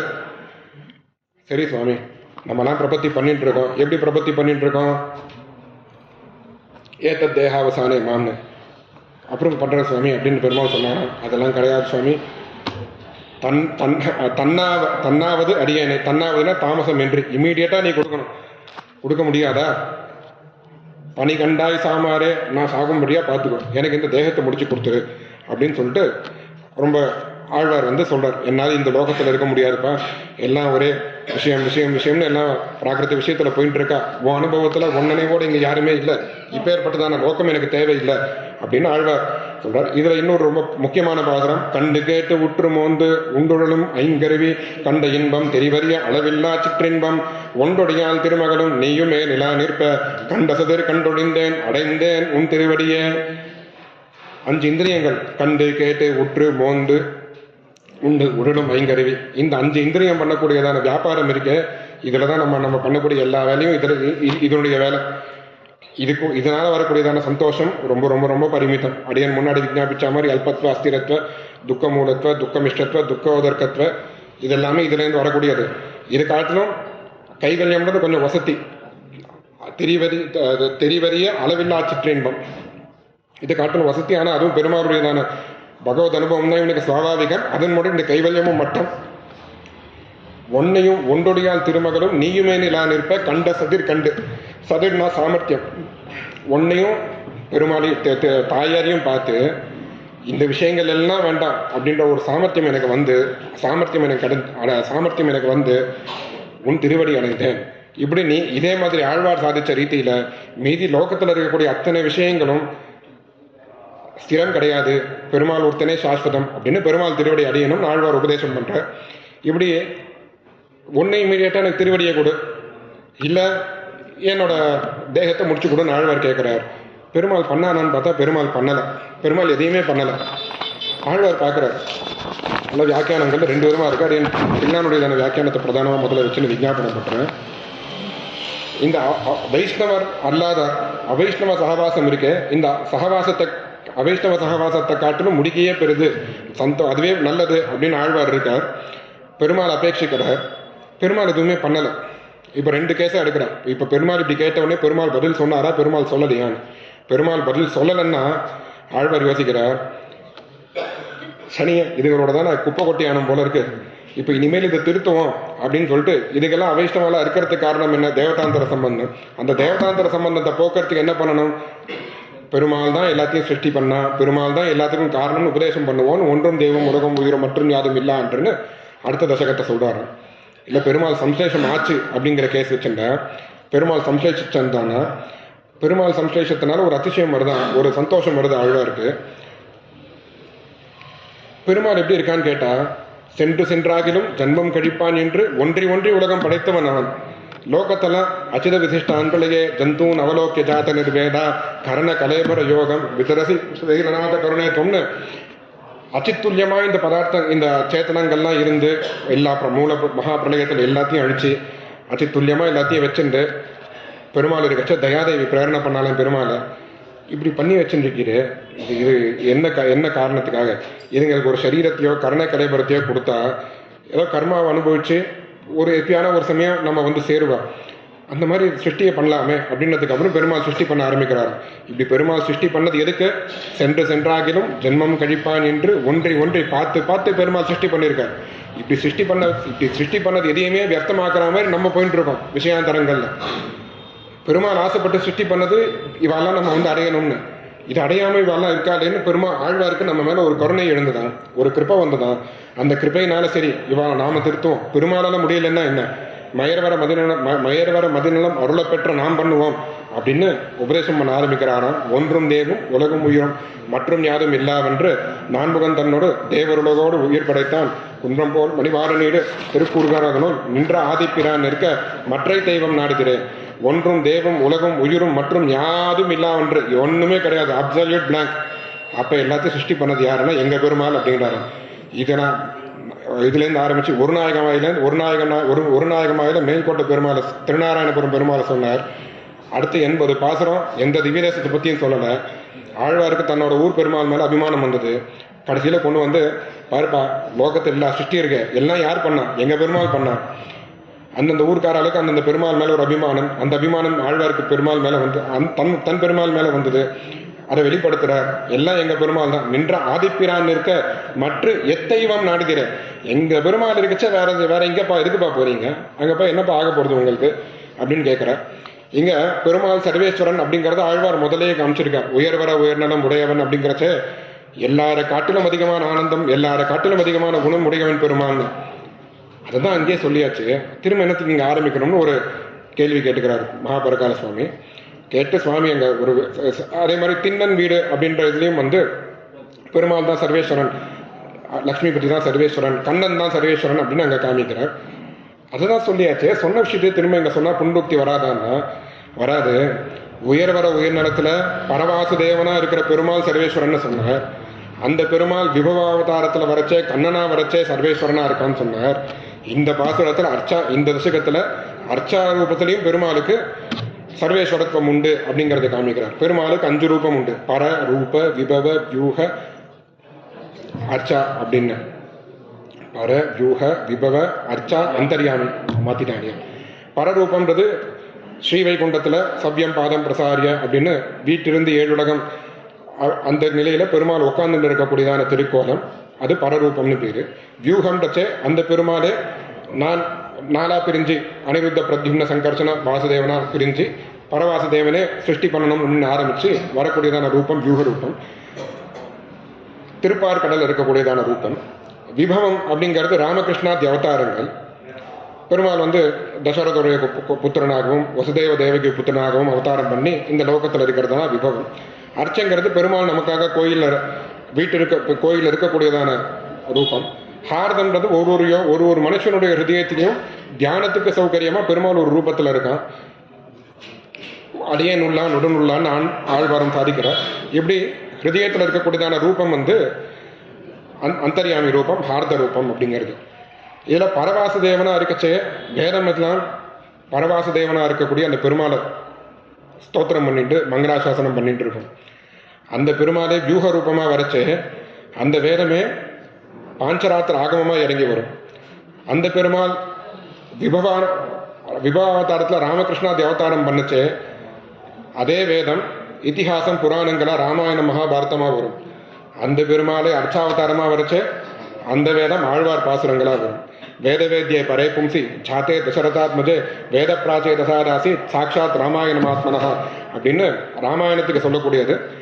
இதில் பெருமாள் அர்ச்சாவதாரமாக வரைச்சு அந்த அர்ச்சாவதார பெருமாளை ஸ்தோத்திரம் பண்ணுறதுக்காக வேதம் தமிழ் செய்த மாறனாக நம்மாழ்வார் மூலமாக அந்த வேதந்தத்தினையும் தமிழ் ஃபார்மில் ஆழ்வார் அனுகிரகம் பண்ணுற இந்த அர்ச்சாவதாரத்தை பற்றி சொல்லச்சு அர்ச்சாவதாரம் இவ்வர்ச்சாவதாரமும் எடுக்கிற மோட்சம் தரும் அப்படின்னு சுவாமி தேசிகன் சாதிக்கிறார். நமக்கு ஏதோ மோட்சம் கொடுக்கணும்னா பரவாச தேவனோ வியூகவாச தேவனோ தான், இல்லை பெருமாள் கையில் வீட்டில் பிடிச்சின்னு ராமனாவோ கையில் ஃப்ளூட்டை பிடிச்சிட்டு கிருஷ்ணாவோ வரணும்னு இல்லை, இங்கே இருக்கிற அர்ச்சாவதார பெருமாளே நமக்கு மோட்சம் தருவோம். அதனால தான் நம்ம ஆச்சாரியாலாம் இன்றைக்கும் அர்ச்சாவதார பெருமாள் கிட்ட தான் பிரபத்தி பண்ணி வைக்கிறா, நமக்கும் அந்த பலன் கிடச்சின்னு இருக்கு. இப்படி இந்த சர்வேஸ்வரன் எம்பெருமான் சர்வேஸ்வரன் இவன் எல்லாத்த காட்டிலும் உத்கிருஷ்டமானவன், இவன் தான் எல்லாத்தையும் சிருஷ்டி பண்ணவன். இவன் இருக்கச்சே நாடி நீர் தொழும் தெய்வமும் உண்மையும் தான் படைத்தான். நீங்க போய் வேண்டி வேண்டி போய் பார்க்குறீங்களே இந்த கோயில் புதுசு புதுசா சாமியார் புதுசு புதுசா பாபாக்கள் இந்த மாதிரிலாம் நீங்க போய் சேவிக்கிறீங்களே, இவன் எல்லாரும் சிருஷ்டி பண்ணது யாரு? இவன் தான். மூலம் இருக்கச்சே கம்பெனியோட பாஸே நமக்கு வேண்டப்பட்டவராக இருக்கச்சே பியூனுக்கும் கீழே இருக்கிறவங்ககிட்டையும் போய் கேட்கறது நியாயமா? நீங்களே புத்திசாலித்தனமா யோசிச்சு பார்த்துக்கோங்க அப்படின்னு நாடி நீர் வணங்கும் தெய்வமும் உண்மையும் முன்படைத்தான் வீடியில் சேர்ப்புகள் ஆதிப்பிரான் மேவி உரை கோயில் மாட மாளிகை சூழ்ந்தழகாய திருப்புருவூரதனை பாடி ஆடி பறவை சென்மீன்கள் பல்லுலகையில் பறந்தே அப்படின்னு சாதிக்கிறார். அதுக்கப்புறம் பிரம்மா சிவன் இவெல்லாம் தெய்வம்னு சொல்றீங்களே, பேச நின்ற பிரதானமா தெய்வம் எது பரதேவதை எது அப்படின்னா எல்லாரும் சொல்லக்கூடியது சிவன் பிரம்மா அப்படின்னு. பேச நின்ற சிவனுக்கும் பிரமன் தனக்கும் பிறர்க்கும்னா இப்ப என்னன்னா உமக்கும் இந்த கிளாஸு, உமக்கும் பிஸ்னஸ் கிளாஸு, உமக்கும் எக்கானமி கிளாஸு, உமக்கும் எக்கானமி கிளாஸு, எல்லாருக்கும் எக்கானமி கிளாஸுன்ற மாதிரி பின்னாடி அத்தனை பேரும் ஜீவர்கள், சிவனும் பிரம்மனும் ஜீவர்கள். பேச நின்ற சிவனுக்கும் பிரமந்தனுக்கும் பிறர்க்கும் நாயகன். பிறருக்கு என்ன கிளாஸோ, இந்திரன் தேவர்கள் நம்மள மாதிரி மனுஷர்கள் நம்ம பாஸ் இவெல்லாம் எப்படி ஜீவாத்மாக்களோ அந்த மாதிரி தான் முன்னாடி சிவனும் பிரம்மனும் கூட ஜீவாத்மாக்கள்.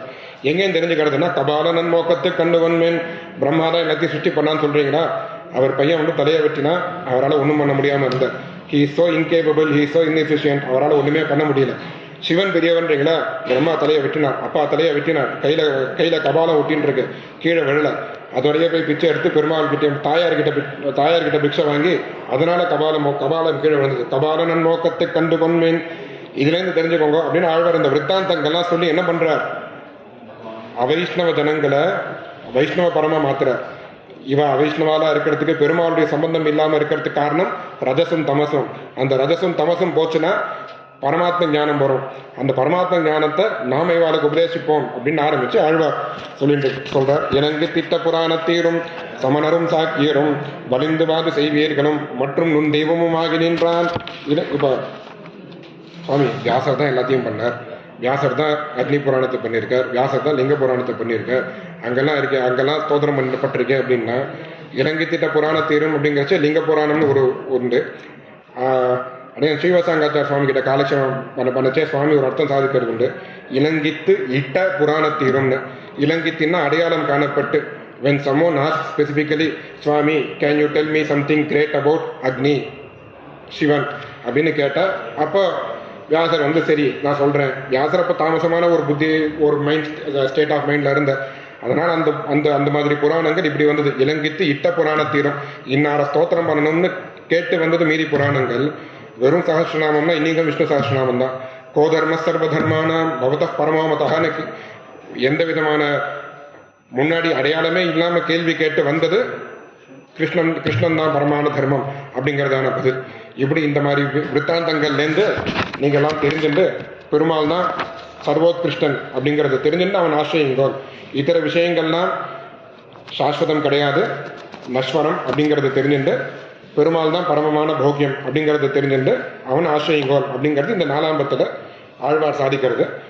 இதை சம்மரைஸ் பண்ணி ஒரு நாயகமாய் அப்படிங்கிறச்ச நித்தியைஸ்வர்யம், இது அடியன் முன்னாடியே சொன்னேன். சுவாமி தேசிகன் இது எல்லாத்தையும் ஒரு பாசுரமா பண்ணி கொடுத்திருக்கார். அதுல நித்தியைஸ்வர்யம் அப்படிங்கிறதான குணம் ஒரு நாயகமாய்.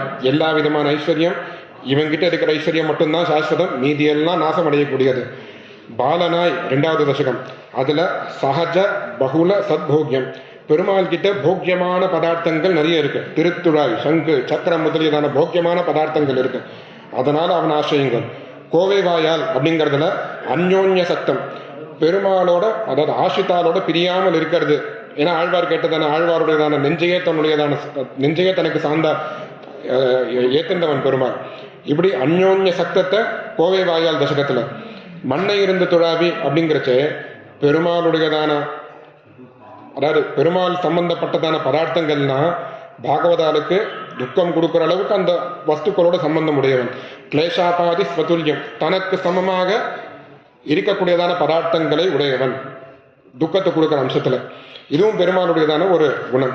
வீட்டிலிருந்து அப்படிங்கிறச்சே ஸ்வஜன கிருத்த கிருத்தார்த்தி கிருத்தம். நான் கேட்டது கிடைச்சிருத்து. பெருமாள் மண்ணை இருந்ததுவின் ஆழ்வார் அழறார். பெருமாள் வைகுண்டநாதனா சேவை சாதிச்சார், மானசானுபவம் கொடுத்தார், நான் தன்யனானேன் அப்படின்னு ஆழ்வார் மங்களாசாசனம் பண்றார். தன்னுடையதான ஜனங்கள்னால கிருத்தார்த்தனானேன் அப்படின்னு சொல்லும்படியான குணம் பெருமாள் கிட்ட இருக்கு. தீர்ப்பாறை அப்படிங்கிறச்ச தன் பிரிவினால கஷ்டப்படக்கூடிய பக்தர்களுக்கு பெருமாளே வைத்தியன், பகவன் நாமமே வைத்தியம். பெருமாள் பாகவதாருடைய ஸ்ரீபாத தீர்த்தமே, ஆச்சாரியாருடைய ஸ்ரீபாத தீர்த்தமே நமக்கெல்லாம் மருந்து அப்படிங்கிறத பிரிவினால் வந்த நோயை தீர்ப்பவன் ஸ்நேகி வைத்தியன். சீலமில்லா சிறுவேன் அப்படிங்கிறது 7வது தசகம். சம்யுக்தம் சத்குணு தேகி, கல்யாண குணங்களோட கூட்டத்தோடு இருக்கிறவன். நீ தான்ப்பா முன்னாடி எல்லாத்தையும் சிருஷ்டி பண்ண, நீ தான் யாருக்கு ஆசிரித்தாளுக்கு கஷ்டம் வரைச்ச, நீ தான் முன்னாடி போய் நின்ற. 8வது ஏராலும் இறையோனும். அதுல ஸ்வஜன பரிஹிருத உபேட்சம். பெருமாளுக்கு ஒரு வஸ்து பிடிக்கலன்னா பாகவதால் அந்த வஸ்துவை விட்டுடணும் அப்படிங்கிறதான உபதேசத்தை ஆழ்வார் அதில் பண்றார். தனக்கு பிடிக்காத வஸ்துக்களை விடும்படியான பாகவதர்களை கொண்டவன் பெருமாள் அப்படிங்கிறதான குணம். நன்னாதார் முருவலிப்புல இஷ்டார்த்த ரூபம். அதில் ஆழ்வார் ஆசைப்பட்டு கேட்கறது என்னது? இச்சா சாரத்திய யோகம். பெருமாள் நீ எனக்கு உன் திருவடியை கொடு, இந்த திருவடியை கொடு, அந்த திருவடியை கொடுன்னு கேட்கிறார். இஷ்டார்த்த ரூபத்தை ஆழ்வார் அங்க பிரார்த்திக்கிறார். அந்த இஷ்டார்த்த ரூபத்துவத்தை உடையவன் அப்படிங்கிறது பெருமாளுடையதான குணம். ஒன்றும் தெய்வம் அப்படிங்கிறதுல சிரேஷ்டம், எல்லாத்த காட்டிலும் most superlative entity Perumal. Superlative வஸ்து பதார்த்தம் பெருமாள், எல்லா தேவதைகளுக்கும் தலைவன். இப்பேற்பட்டதான பெருமாள் ஆசிரிச்சு எல்லாரும் உஜ்ஜீவிங்கோல் அப்படின்னு ஆழ்வார் இந்த 4ஆம் பத்தை தலை கட்டுறார். அரியன் விஞ்ஞாபனம் பண்ணதுல ஏன்னா குறைவு இருந்தால் பாகவதா க்ஷமிக்கணும். இதோட அடியன் முடிச்சுக்கிறேன். கவிதார்க்கிக சிம்ஹாய கல்யாண குணசாலினே ஸ்ரீமதே வெங்கடேஷாய வேதாந்த குரவே நமஹ.